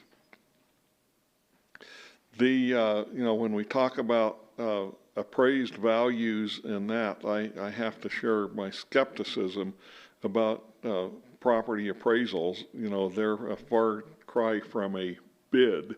You know, property appraisers, I think, are just crystal ball gazers. And so I'm real, you know, when it's, well, this is above or below the appraisal, that doesn't really mean a lot to me. What does mean a lot to me is that the city has hard, actual, real taxpayer dollars into this.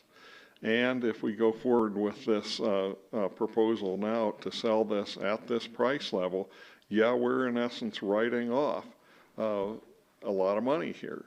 It's like a congressman many years ago said, you know, $1 million here, $1 million there, pretty soon we're talking about real money. Well, you know, this is a lot of money in my world.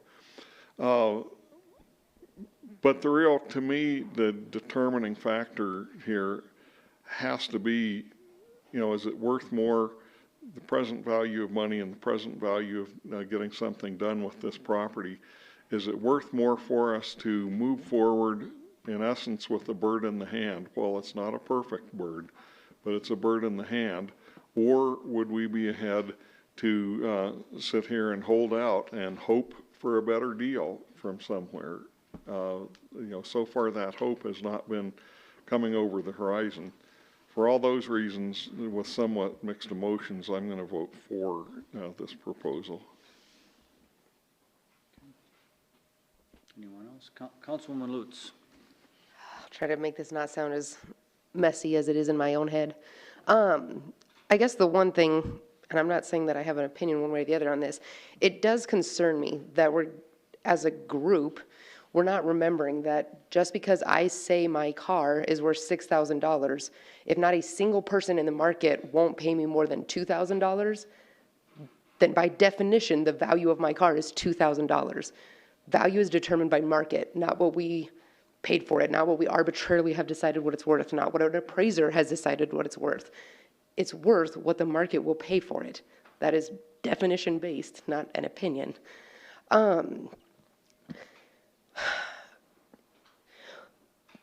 I know that there has been a lot of people that have reached out to me, and I just want to make sure that I'm not the only one getting these discussions. It's not even so much the enormous dollar loss that we're discussing. It's also the perceived conflict of interest from purchasing parties and other relationships established downtown. I'm not stating that I believe there's a conflict of interest. I'm just bringing it forward that I've had an enormous amount of constituents come to me with concerns of conflict of interest. And so I just want to be their voice and make sure that they are being heard in this decision.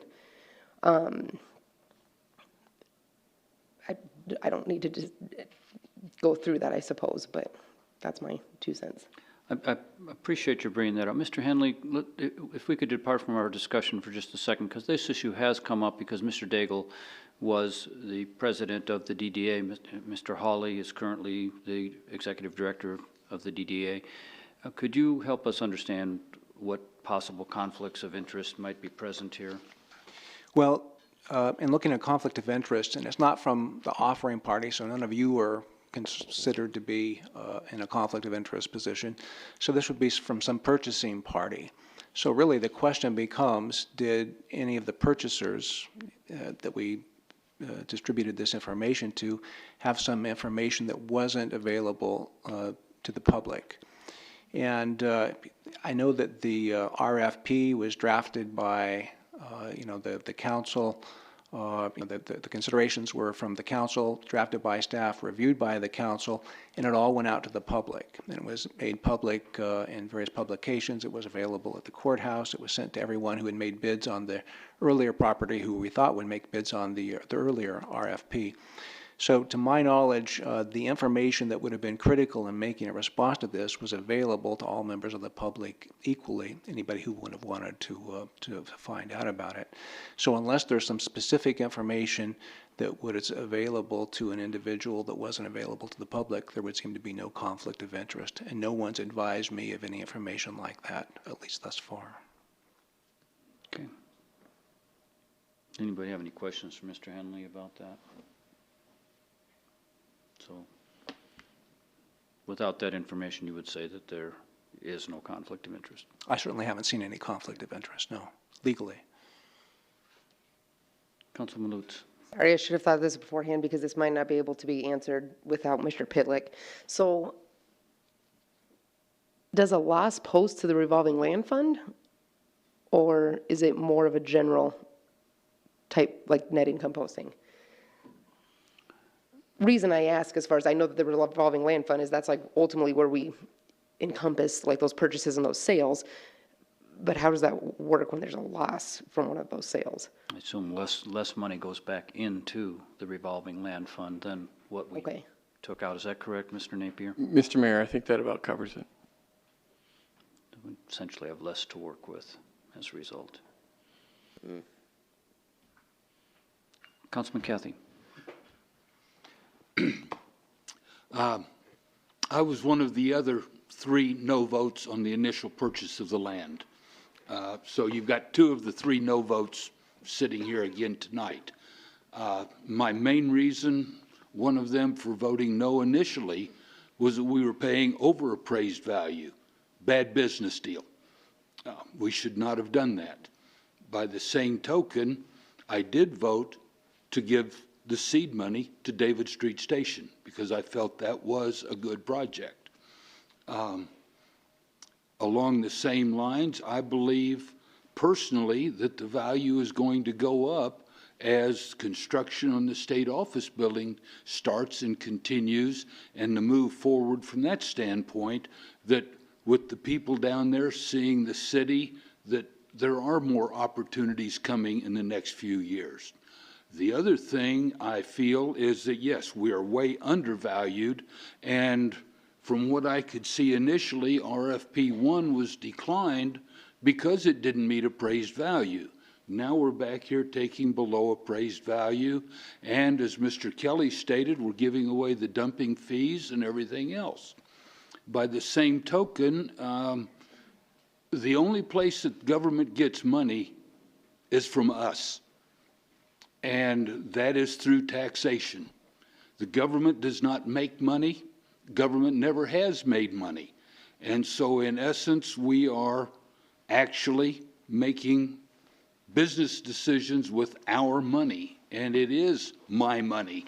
And I would not sell this property if it were mine for a half to a third of the appraised value. I am looking at selling some things right now that people don't even want to give close to, but it's worth it to me to hang on to rather than sell for a third the cost. So that is my money. Those are the decisions I make. And at this time, I love the project. I think it's a thing that is needed, but we cannot continue to subsidize development. Developers have to do it on their own. So I will probably be voting no for this tonight. Councilman Lutz. Sorry, just one more comment. I know that, is it Mr. Ruckel? Had stated that, you know, with his son coming back, obviously Casper doesn't sound like it's an option for him right now, but maybe in a few years it could be an option. I'm not saying that this is particular to this property, but we do have to remember that if we choose to continue to stay where we are, we're not going to make it. That's called stagnant, and you don't survive. I'm not stating that we need to move forward with this project. I'm just stating that a development in total, if we don't provide things like market rate downtown housing and a vibrant downtown and all of these other things that every other city can offer someone, people will not move here. That is as simple as it gets. Any other comments? Councilman Pacheco. Thank you. It's obviously been within the community, a lot of talking, a lot of people that have come up. I was a no vote. Seemed like less white hair when I made that decision. But I was a no vote on the initial because of what we paid for that. However, I'm going to support this because I believe what Councilman Lutz had said. I believe that we need to start looking at trying to be a little bit more progressive and understanding of how we can continue to reach our young people, to bring them here as well, and have that downtown housing. Is it the most wonderful deal that the city's having? Absolutely not. We knew, like Vice Mayor Johnson said, we knew going in when we bought a property for $3 million, hence why I voted against it, we would get to this point. I don't think we're going to see it go up. I don't think that property is going to continue to grow where we could ever get back $3 million, $2 million. I just don't think that we could hold on to it for forever long. I just don't think that that's a possibility. I don't think it should be in our hands any longer. I think it's time to move forward with it. And I think Flag's got a good idea, and I'm in support of moving forward with this.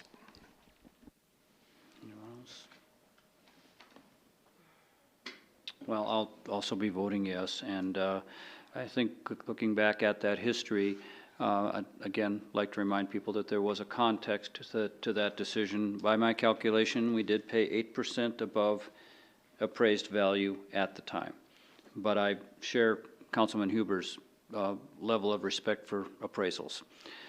So that it was a concern, but and yes, there were two bidding processes, but I concur that the value of the property, whether we like it or not, is what we're able to get from it through a bidding process. I think some of the complications that occurred that reduced what we were able to get from the original $3 million. One is the discovery of the municipal garage, and so that property was essentially traded for parking and not available for sale. And then, of course, the discovery of the Nolan also complicated what could be done with this property, because the RFP did not say that had to be preserved, but it says a strong preference would be given to anyone who would utilize that property. And as I said earlier, turning an old auto dealership into something functional is obviously a very challenging prospect, and made it more difficult to pay a larger sum for the property and still complete that construction and finish the project. So there were many twists and turns with all of this, but we are where we are. And I will also say that several weeks ago we had some visitors from Washington, D.C. who were visiting with us about the opportunity zones, and we took them on a tour. And the way the tour worked out, we ended up walking the downtown, and the only way to get back to City Hall was to walk right by the Plains building. Well, that's, when you're trying to impress people that this is a really good community and a lot of good things are happening, it just doesn't look that good when you walk by a building that's all boarded up and an old concrete block structure that's just boarded up and with no sign of activity. And so there's a cost to us to holding on to this and hoping for something better down the road. And so, yes, of course, we would have liked to have gotten the full value. There's other projects the city has been involved in where we were more successful, but I do think we have to look forward, not backwards, and put this land into productive use so that it is, in fact, generating some tax revenue for the citizens. And the payback time will be measured probably in decades, given the discrepancy that you all have pointed out, but it will occur. And so I think it's the right thing to do, and I think it will be a very impressive project, and hopefully it will stimulate the interest in developers who will look at other projects to add housing to our stock in the downtown, which is our major deficit with the overall development of our city's core. And this will hopefully be a starting project along with the excellent project that Mr. Ashby is under, or Mr. Kelly has undertaken. So, any other discussion? Councilman Bates. I do want to point out, as everybody's, I've listened, and saying that the property won't possibly increase in value. Originally, the RFPs were around $1 million, and we said no to that. But we're going to say yes to half of that $1 million. It did value at $1 million on the first RFP, and we said no. So now we're going to say yes to a $500,000, which still doesn't value it. So I guess I sit there and say we had two bidders that was willing to pay higher, but we said no. Now we're saying yes to even less. I hope you guys really think about that. Some of you, we're all up for election next year. Some of us are going to stay. Some of us might not. Next year? Or 2020? Some of us are. Some of us will stay. Some of us will choose not to stay. So what decisions we actually make, whether we choose to stay, whoever is up, I hope you really take that into consideration, because it's the taxpayers' money. From the one that's a waitress that has taxes against her tips to the doctor that makes $100,000 or more. It's all of theirs. It's a big loss. Well, with due respect, Councilman, there were some other considerations. Those original bids had numerous conditions attached to them that the city could not meet. And it was not strictly a matter of the bid amount, but the many conditions that we discussed with our attorney and decided that we simply could not accept the bid under those conditions. Mr. Mayor? Councilman? I'd like to address a point here. I want it to be very well known on the record and in front of everybody. As long as I ever sit in any representative position or anything, I'm going to make decisions based on what I believe are the best interest, fulfilling my fiduciary obligation to the city and to the voters of this town. I'm going to do what I think is right and what I judge is right. I don't care if I get reelected or not, and I think that anybody that makes decisions based on popularity in future elections, I have no respect for that. And I just want it clear on the record how my feeling is on that, I'm going to make my decisions based on what I think is best, based on the information that I have in front of me. Any further discussion? I think Councilman Hopkins One quick point. and then we'll get to you, Councilman. As I recall, we had two separate appraisals. And from the first appraisal to the second appraisal, the trend was downward. And I think you just have to keep that in mind, but you also have to keep in mind that an appraisal is only worth what you can get for the property. Every bidder that came in on the first one, well, it went out to, I don't remember how many. It was quite a few people on the first one. The second one, after we reworded it and took out the phrase must meet appraisal, we got one bid. All those other people had a chance to come back too. So I think what we're getting, we have established that the property didn't meet the appraised value, but it does meet the market value. So. Councilwoman Lutz. Oh my gosh, this is such a, I feel like there's two sides to this. At one side, we're absolutely a steward of taxpayers' money, and obviously with a degree in accounting and finance, I'm not going to sit here and pretend that a $2 million loss doesn't make me want to fall over and pass out. I also think that we have to remember certain things. To sit here and hypothetically forecast real estate values is A, above our jobs and duties.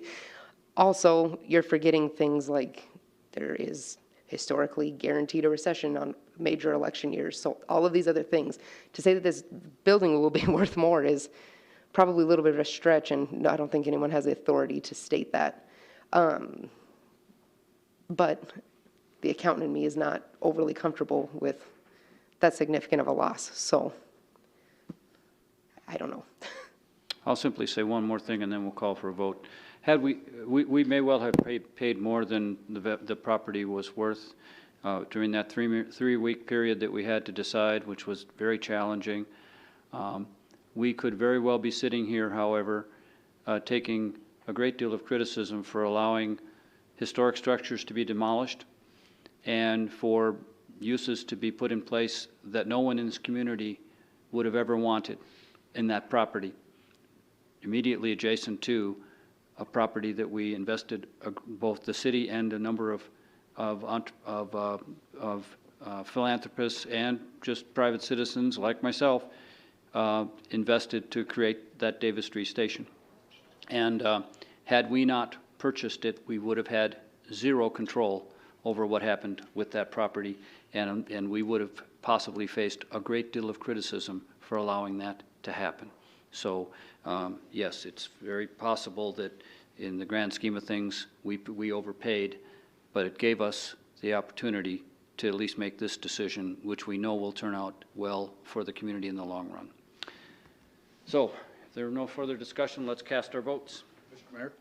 Yes. Are there amendments? Oh, excuse me. Are there amendments?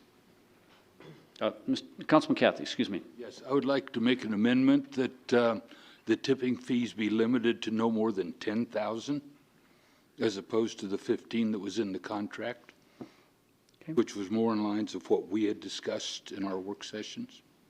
Okay. Do we have a second? I second that. Discussion.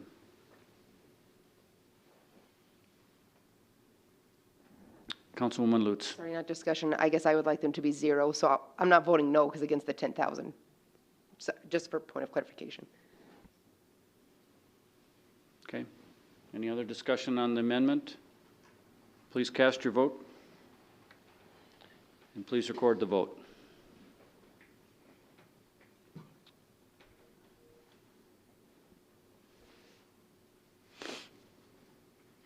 With Councilmember Friel abstaining and Mayor Powell, Councilmembers Lutz and Pacheco voting nay.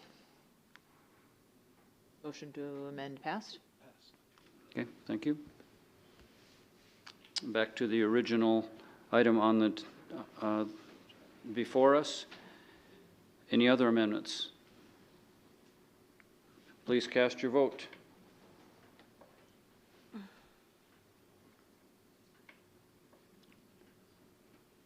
There we go. Whoa. And please record the vote. Nope, we got changes, sorry.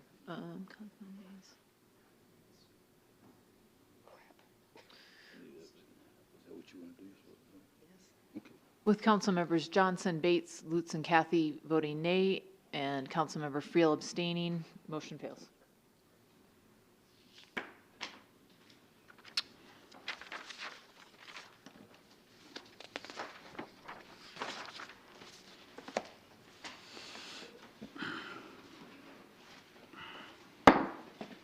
I now declare the public hearing open for the consideration of the transfer of location of retail liquor license number 19. Mr. City Attorney, do you have exhibits? Thank you, Mayor. We have 5 exhibits tonight. Exhibit number 1, correspondence from Fleur Trummel to J. Carter Napier, dated October 1, 2019. Exhibit number 2, affidavit of publication, is published in the Casper Star Tribune, dated October 7, 2019. Exhibit number 3, affidavit of website publication, is published on the City of Casper website, dated October 3, 2019. Exhibit number 4, affidavit of notice of conspicuous posting, pursuant to Wyoming Statute 12-4-104A, is posted at 3037 CY Avenue, dated October 2, 2019. And exhibit number 5, liquor license application, filed September 6, 2019. Mr. City Manager. Mr. Mayor, members of the council, this is the opportunity to transfer the license to the building that was formerly the Blockbuster building, for those of you who recognize and remember that reference. My understanding is that this will be a liquor store only, not a grocery store / liquor store combination, just for your awareness. Thank you. Council will now listen to public comment. And again, public hearing comments are limited to 5 minutes, and I would ask those individuals who wish to speak in favor of the transfer to please approach the lectern. Is anyone here to speak in favor? If there be no one to speak in favor, I would now ask any individual who wishes to speak in opposition to the transfer to please approach the lectern. There being no one to speak for or against, I now declare the public hearing closed. Chair would entertain a motion to, by minute action, authorize the transfer of location of retail liquor license number 19. So move. Second. Moved by moved by Councilman Hopkins, seconded by Vice Mayor Johnson. Discussion. Amendments. Please cast your vote, and please record the vote. With Councilmember Bates voting nay, motion passed. Council will now discuss the ordinance amending the municipal code pertaining to trees and shrubs. This item will be open for public comment and for discussion by council. Please read the ordinance on third reading by title only. An ordinance amending Chapter 12.32 of the Casper Municipal Code. Chair would entertain a motion to approve on third reading the ordinance just read. So moved. Second. Moved by Councilwoman Lutz, seconded by Councilman Friel. Council will now listen to public comment. Is anyone here to speak this evening on the code pertaining to trees and shrubs? Either. Good evening. Evening, Dennis Steensland, 533 South Washington. Little late on this one, third reading. From reviewing it, on page 6, permit not required for work by property owners. And then the wording says property owner or a member of his immediate family can trim or prune. I'm hoping for a change that to neighbors maybe, or anybody. In my neighborhood, if it's a detriment for the neighborhood, you talk to the neighbors and they will help you do whatever needs to be done, whether it's tree trimming, cleaning up a yard or whatever. So I would like the wording somehow adjusted to where it doesn't say immediate family. If I want to help the guy across the street, I can do that and still be under the law. Because there's 8 pages of this stuff that the public has to adhere to. So if we could make that change, to me it would help the neighborhood. Basically, if it's a tree problem, it takes down the value of the whole neighborhood. So if you can get your neighbors together and eliminate some dead trees, it improves everybody's property. So I don't know if that's something legally we can do, but I think it's something that would help get some of the blight off of the berms is the one I'm concerned with. The city berm and the property owner with family, the only one that could help correct it. I'd like to be free to go over and help if I can. Okay. That's my only concern with that one. Thank you very much. Okay, thank you. Cal? Oh, did you, I'm sorry. Sorry, I think we might have needed to I think we might have needed to ask you a question. Go ahead. Are we discussing aerial operations or just simple trimming? Because there's a difference, correct? Yes. Trimming, no matter if it, I don't think I'm gonna go, I do feel comfortable on man lift. I'm not gonna be climbing a tree and doing that end of it as the tree trimmers do.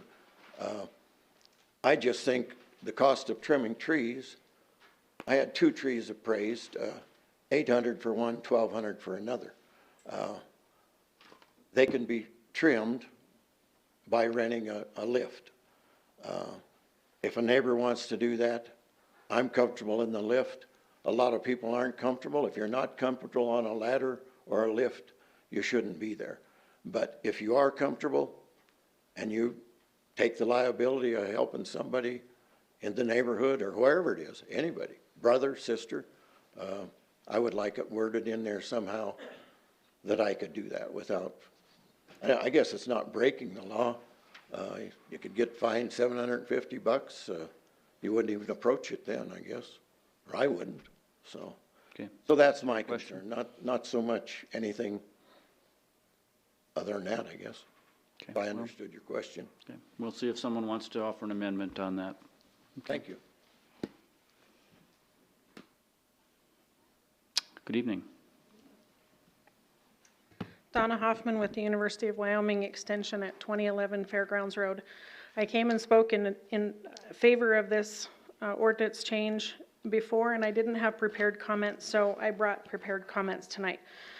Mayor and Council, I want to commend you for finally taking the bull by the horns and moving forward with an ordinance that will improve the level of service and safety surrounding arborists and arborist work in our community. I also want to commend the local professional arborists, especially the ISA certified arborists, for coming forward and encouraging improvements to this ordinance. I truly appreciate you listening to professionals, concerned and affected family members, including the Derby family, and others affected by the low standards of work in the past. As an educator, I have a few more specific areas I believe need some work, and I feel need some clarification from staff or direction to work with others in the industry to bring the education and testing up to par that local professionals will support. In order of appearance in the ordinance, my first concern is that staff of the Parks Division and the Parks and Recreation Department are not hired nor trained to enforce laws or ordinances.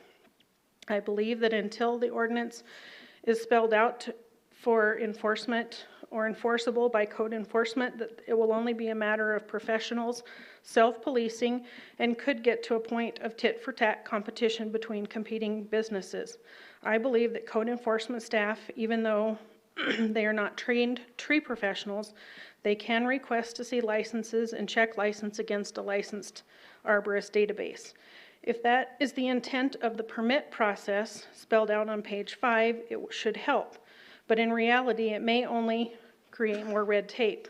City staff may find that they are inundated with new paperwork and processing new forms.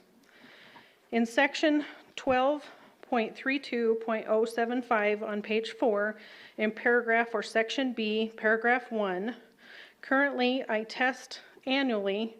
I test one time, and annually the recipients renew their license without testing.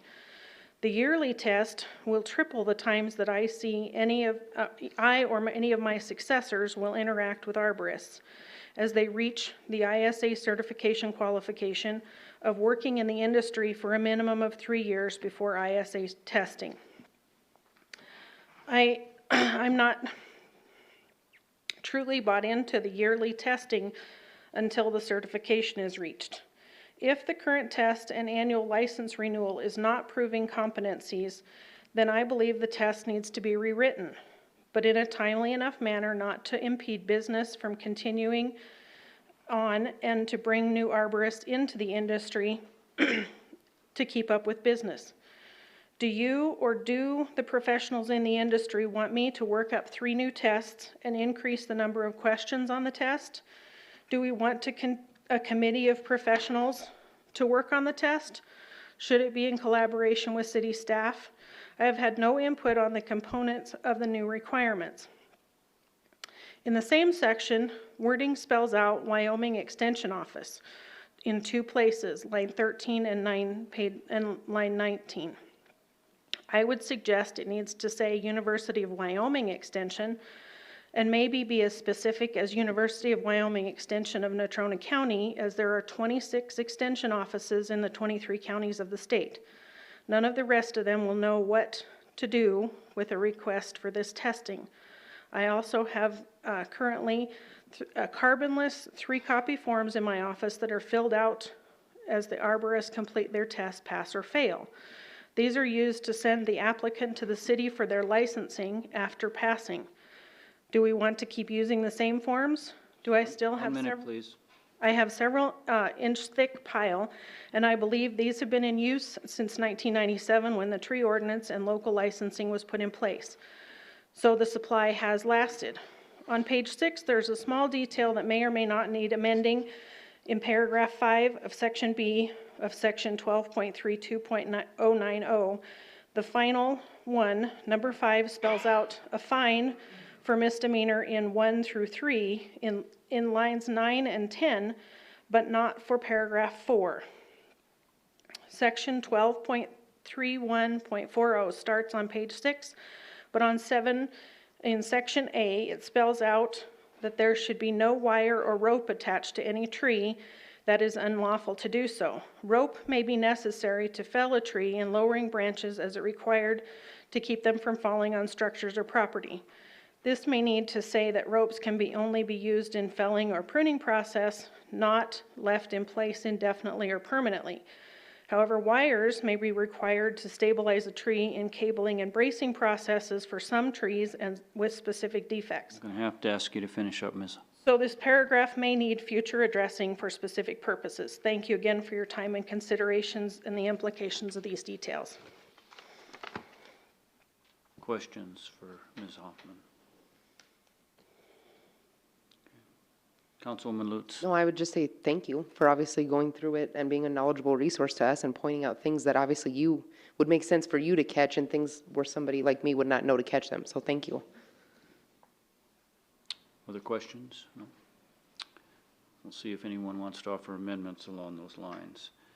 Anyone else here to discuss the municipal code pertaining to trees and shrubs?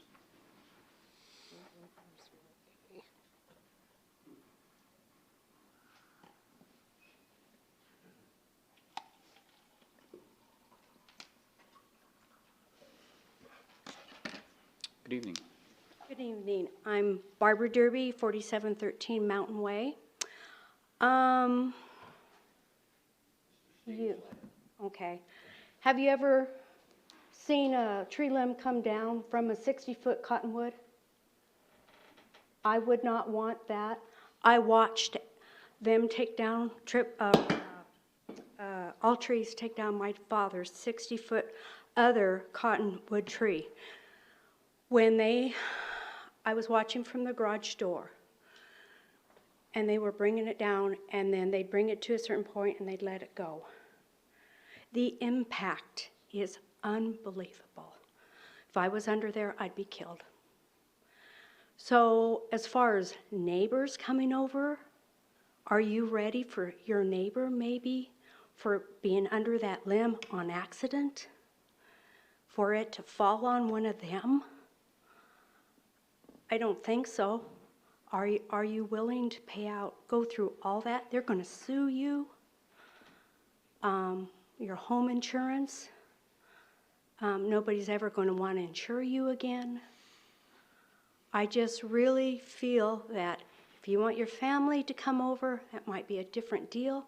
But neighbors, the impact from a tree coming down is unbelievable. It took 7 men to take that tree off my father, and he wasn't even on the heavy end of it.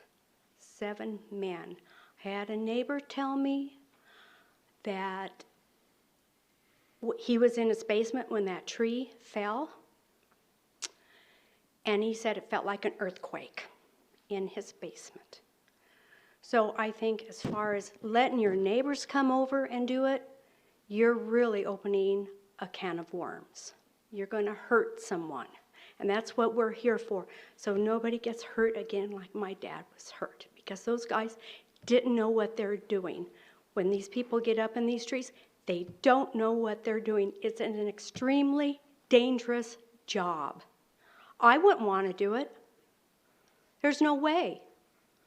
But I don't want anybody else to get hurt like my dad did because someone doesn't know what they're doing. Okay. Questions for Ms. Derby? Okay, thank you, ma'am. Anyone else here to speak on the code pertaining to trees and shrubs? Good evening. Adam Welch with 307 Tree Service, 2947 Saratoga Road. I just want to say, is this going to solve people doing this? No. Neither does making stealing illegal. I mean, I could go steal anyway. Same with these people. This starts a precedence. This starts showing people that this is serious. You know, you have big things, thousands of pounds just suspended in the air. So, yeah, there's certain areas where people are gonna not be happy with this ordinance, but we gotta start somewhere. Someone's already died. We shouldn't wait till another person dies. Thank you. Questions for Mr. Walter? Okay, thank you, sir. Anyone else? Discussion from council. Mr. Mayor? Councilman Huber. As many of you know, at different times, I've had a lot of different questions and issues and things about how this ordinance is drafted, what it says and what it doesn't say. And a lot of those questions that I've had have been based on misunderstandings that I've had. And today I was trying to explain to Councilman Cathy, in fact, that, well, the focus of this ordinance is to regulate licensing of commercial arborists and things like that. And then when I went back and reread this, the language doesn't seem to me to be nearly as clear with that reference, with reference to what I understand to be the main focus of this, as I think it should be. And so I know we're here on third reading. I know that you guys have heard me lots of times say, no, don't table things. Let's move forward and get it done. I'd like to make a motion to table this to our next meeting 2 weeks from today, because I think that I want to look at carefully trying to draft some language making that purpose of regulation of commercial arborists more clear to everyone that, you know, when they first pick this up and read it than what I think it is right now. Also, I think some of the points that Ms. Hoffman brought up might be some other things that we should look at tweaking into this. So even though I hate tabling things, I'd like to make a motion that we table this to a date certain at our next regular meeting. Second. Seconded by Councilman Cathy. Mr. Henley, do we have a discussion period for this motion to table, or do we need to vote immediately? You can discuss. Anyone have? Councilman Cathy, would you care to explain your reasons? Basically, a lot of the same reasons there. There's no provision in there for grandfathering anybody in. I just got a letter from, I don't even know whether it's one of my constituents or not, but they addressed the fact that they'd spent 14 or 15 years on the Rocky Mountain Power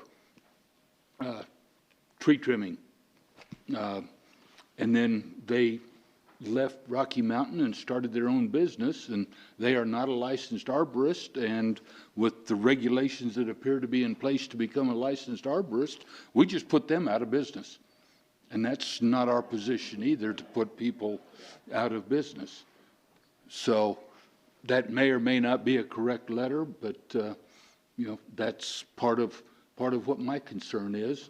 And you've heard my concerns about the demolition contractors, and you've also heard my concerns that this is nothing more than a knee-jerk reaction. That if you have a couple of people going down the street from out of town knocking on doors and you don't ask the question about licensing and insurance, the same thing is going to happen. So I see no place where this ordinance would stop the type of action that we're talking about. And I've even had a couple of people say they could see their dad out there doing this same thing. That, yeah, if you don't ask the questions, you don't wind up with the results of a licensed arborist still. And I've expressed those concerns all along. Councilman Pacheco. Thank you. I'm going to be voting no on this amendment, just because I think it's time to start moving forward. I think we can talk about some of those amendments if we need to as we go forward. I also understand that a man's life was lost. I don't think it's a knee-jerk reaction. I agree that this is an opportunity. If we have all of the arborists that are sitting in here, University of Wyoming here talking to us, telling us this is a good move, far be it from me, who is a layman when it comes to this stuff, to listen to you. But more importantly, I think it is a precedent that we're sitting and saying, while I agree with Councilman Cathy that the onus is on the owner to make sure that they are responsible in asking those questions, which I absolutely agree with, but it's also our opportunity now to say that it's not legal if you don't have a license to be able to go up there and do something that can kill someone. I think it's setting a precedent. I think we should say that loudly and clearly because of the loss of a life. Thank you. Councilman Huber. Mr. Mayor, I just want to be real clear. I am absolutely in favor of the concept of this ordinance. I totally, completely agree with it. I really want to get something like this as an improvement on the books here. But I do think that there are some little tweaks and amendments that we probably need to make. That's why I'm just saying, let's set it for a date certain. I think it'd be 2 weeks from now. We can work on this a little bit more. And I know Mr. Henley's sitting there wanting to beat his head because he's worked so hard on this already. But if I thought my motion to table this was any kind of a motion to kill this, I wouldn't be making it, because I am absolutely in favor of passing this ordinance. But I just want to try to tweak it and make it a little bit better. Councilman Hopkins. Thank you, Mr. Mayor.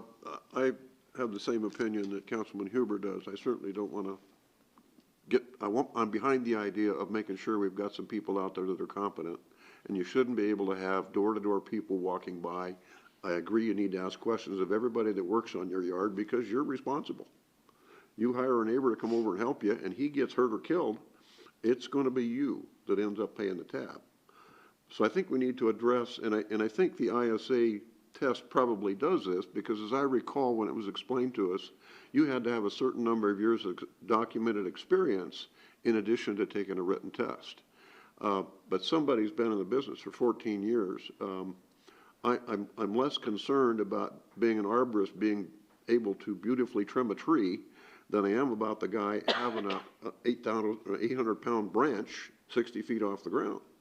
You just don't be messing with that kind of stuff. It is dangerous. And if somebody has a lot of experience doing that, I think they should be allowed. It shouldn't necessarily require an ISA certification, but you have to have that or equivalent experience. And I think the idea of addressing that when we get back together, I'd really like to see that done. Because we've had, I think I've had several letters from people that really aren't ISA certified, but they've been in the tree business for a lot of years. And those are the people I want working on my trees. Other comments on the proposal to table? Okay. I'm going to vote no. We've worked on this for quite some time, and it may have some areas where it needs to be fixed. We'll find out over time if there are some oversights, and certainly we can address some of the concerns that Ms. Hoffman brought to our attention, but we are on third reading, and I do think it's important to move forward. So Mr. Mayor, there would be no other. Mr. Mayor, excuse me, please. In looking at the calendar, I think that the next regularly scheduled council meeting would be November the 5th as opposed to October the 29th. I think. Oh, okay, so special meeting correct. That would be 3 weeks, actually. Yeah, okay. And that's why I couched that in terms of to the next regular council meeting. I might have said 2 weeks, but I meant the next meeting. And I assume with some time set aside in a work session to further discuss is what you're suggesting, okay? Please cast your vote on the tabling motion. With Mayor Powell. Please record. Pardon me. With Mayor Powell and Councilmember Pacheco voting nay, motion to table passed. Okay, thank you. So there's nothing else we need to do, Mr. Henley, is that correct? Correct. We've tabled, okay. Council will now discuss the ordinance for the amendments to chapter 10.72 regarding parades. This, did I skip something again? Oh, yeah, okay, oops, sorry. Council will now discuss the ordinance amending the municipal code to establish a code of ethics. This item will also be open for public comment and for discussion by council. Please read the ordinance on third reading by title only. An ordinance amending Casper Municipal Code to establish a code of ethics. Chair would entertain a motion to approve on third reading the ordinance just read. So moved. Second. Moved by Councilman Cathy, seconded by Councilman Friel. Council will now listen to public comment. Is anyone here this evening to talk about the code of ethics? Any amendments, or excuse me, any discussion amongst council? Any amendments from council? Please cast your vote, and please record the vote. With all members voting aye, motion passed. Council will now discuss the ordinance for the amendments to chapter 10.72 regarding parades. This item will be open for public comment and for discussion by council. Please read the ordinance on second reading by title only. My apologies. I don't have the right title on my script.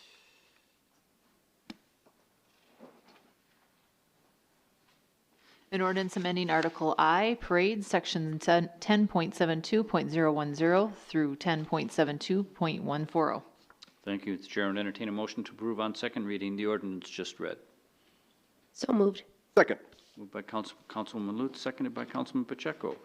Council will now listen to public comment. Is anyone here this evening to talk about the parade ordinance amendments? Okay. Any discussion amongst council? Any amendments?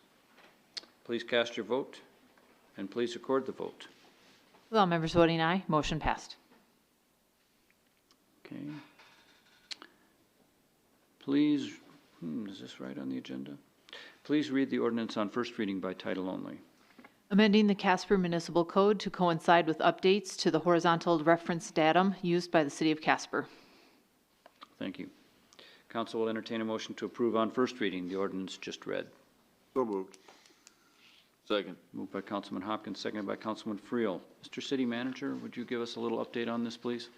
Mr. Mayor, I'd be happy to give a little update with regard to this technical issue. In order to keep up with the U.S. National Geodetic Survey, it's important that we change this datum reference so that indeed our GIS efforts will be consistent with the national standards that have changed.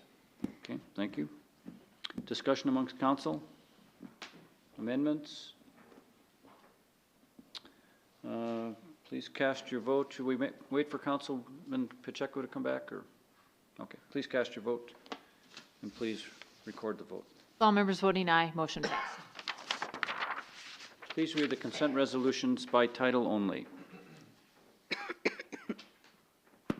Item 14A1, waterline easement with Natrona County School District Number 1.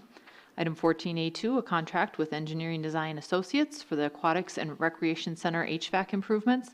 And item 14A3, a memorandum of understanding with the Natrona County Travel and Tourism Council for joint ownership of intellectual property. Chair would entertain a motion to adopt the consent resolutions just read. So moved. Second. And again, Mr. City Manager, would you like to comment on any of these matters? Any abstentions or nay votes? Please cast your vote, and please record the vote. All members voting aye, motion passed. Please read the consent minute action titles. Item 15A1, rejecting bids for the wastewater treatment plant secondary treatment rehabilitation project.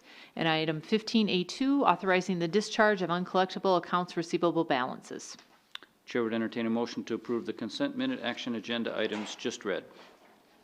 So moved. Second. Moved by Vice Mayor Johnson, seconded by Councilman Bates. Any abstentions or nay votes? Please cast your vote, and please record the vote. With all members voting aye, motion passed.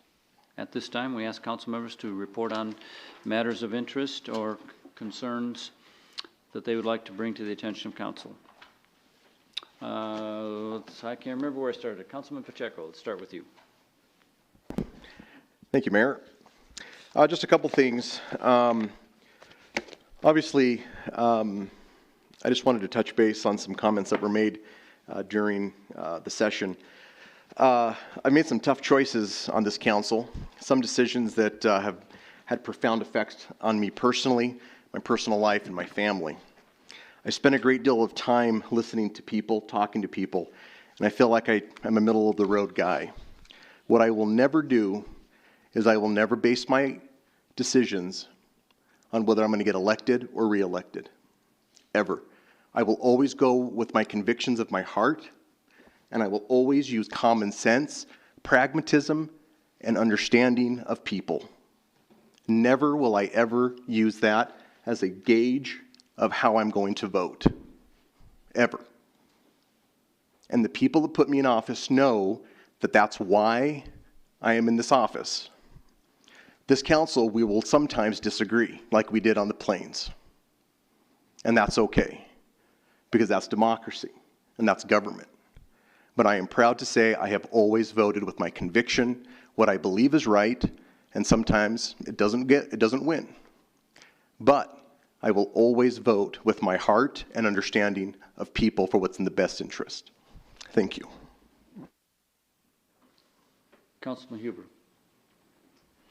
Mr. Mayor, as always, Councilman Pacheco is very well spoken in his statement, and I absolutely applaud and agree with everything that you've said there. Moving on to a different subject, people that I've talked to are happy that we're changing the speed limit, or that we're considering changing the speed limit on 2nd Street. But I would caution everybody, notwithstanding what the newspaper headlines were last week, that has not changed yet. And so don't go speeding up and down that street. And as with anything, until something comes up for a final vote here in an open council meeting, this is where decisions are finally made. What we do in work sessions and things like that are just kind of a consensus statement. And I just want to emphasize that to everybody and make sure we all keep that in mind. Thank you. Councilman Friel? Let's see, tomorrow is the grand opening of the Clarion, so just to remind everybody that that's taking place. Thanks, Ray, for your comments. And the first meeting in November, I will not be present here, just so you know. That's it. Vice Mayor Johnson. Thank you, and I also agree with Councilman Pacheco's comments. And you know, the work sessions are a consensus. The Plains is proof of that. I was one of the ones that wanted to see it sold, and I really badly wanted to vote yes, but I couldn't overlook that big of a gap in when it comes to the finance end of that. So, other than that, that's all I have to say. Councilman Hopkins. The only thing I wanted to do is we're getting towards the end of construction season because we're going to winter. And I know our staff and all the contractors we had working, they did a lot of work around town and are still got some projects going on. And I know it's kind of hard to bear with this, but I think we got a lot done in some major intersection areas. And it'll make it better for next year. That doesn't mean we'll incur less construction next summer, but I just wanted to thank them because all those guys are out there working in the middle of the road and working their tails off, and I just appreciate what they do. Well said. Anything else? Councilman Cathy. Excuse me. I agree with Councilman Huber and Pacheco about the election business. We should not be casting votes based on election or re-election. That's pure and simple. The comment that was made about seconding the amendment to kill the bill. Obviously, I am not in favor of it, but by the same token, it's still, because I know it's going to pass, but it is still my obligation to the other people to try to get it right for the best I can. As far as like what you were talking about helping out neighbors. We all went through that back during Snowmageddon, the tree apocalypse or whatever you want to call it. That was neighbors out helping neighbors, and people were cutting trees and stuff. And so that needs to be someplace in there, along with being able to grandfather in people. So those are the things trying to help tweak it. Like I said, it's going to pass, but I think it is then also my obligation to make sure that it is a good ordinance that goes past. Beyond that, Councilman Friel and I attended the Chamber of Commerce meeting this afternoon. They are, one of the biggies coming out of that is they are reforming their Government Affairs Committee, and they gave us a couple of page handout on what they're looking to do and try to do and how they're wanting to try to communicate with everybody. And I will make sure that you get a copy of that. And then you can go ahead and pass it out to other council members. We got this at about 4:30 this afternoon, so not trying to spring this on anybody unannounced. So that's it. And yeah, I'm out of here the rest of the week. It's time to go to the woods. Thank you. Councilwoman Lutz. Nothing tonight. Councilman Bates. So obviously my comment about re-election or election upset, and I meant, what I said was obviously not, I didn't word it very well, and what I meant to say, and I apologize to upset anybody regarding that, was what we do or the choices that we make will affect those in the future, and those who are for the Plains things, that's going to be in the best future for the future generation. And the loss, whether the loss of money or not. And where my thought was the choice that I make by voting no to it, I'm hoping that I made the right choice for the future generation, that somebody's going to come in, pay the price that maybe not, we're not asking exactly, but a higher, that we're not taking away from the citizens, and that it will still draw those generations back in. And maybe I'm still not saying it very well. It was never about whether I get elected or not get elected, or whether you or not. It was never about that. And if I'm still not making it clear, I apologize. But it was, I did not mean it to that point. Moving on. I'm not sure, I want to believe that we all received a letter from a little girl that goes to Centennial Junior High that spoke about her convictions and her modesty and ethics of how she felt and the care that she had for her brother about the passing of women can go topless throughout anywhere as well.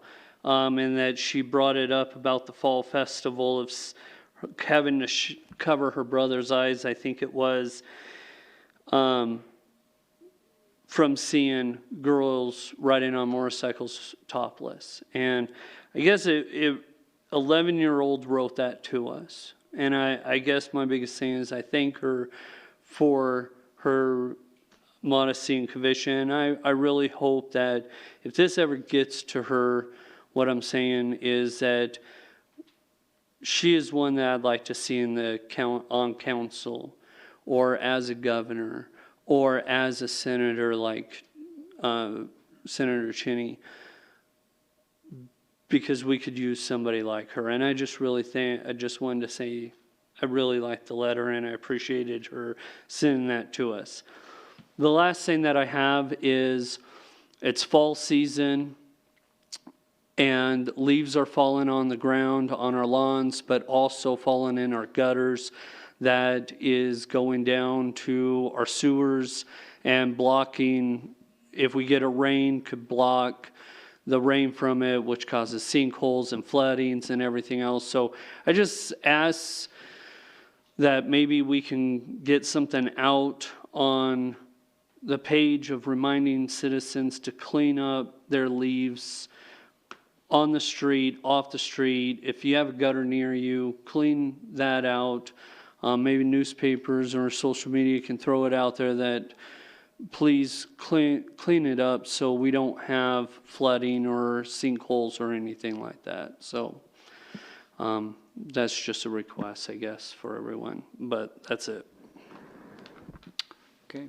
The only thing I have to report that didn't get discussed this evening is I had a chance to visit with Mr. Murphy, who runs the event center, and we are finally seeing some real turnaround in attendance, and he thinks that the replacement of the seats is a major reason for that. And so there's a much more encouraging picture lately as they work to reduce the subsidy, which is the original reason that we outsourced the operation of the event center, was to see that in private hands and give a private operation the opportunity to make full use of that facility, and that appears to be happening, which is a good thing. So the next meetings of the City Council will be work sessions to be held at 4:30 p.m. on Tuesday, October 22nd and October 29th, 2019 in the Council's meeting room, and a regular Council meeting to be held at 6 p.m. Tuesday, November 5th, 2019 in the Council chambers. I will also be absent for that meeting along with Councilman Friel. The Chair would entertain a motion to adjourn. So moved. Second. Moved by Councilman Friel, seconded by Councilman Johnson. Please cast your vote. Please record the vote. All members voting aye, motion passed. Apparently, we do not have an executive session tonight. They happen like once. We're free. Right?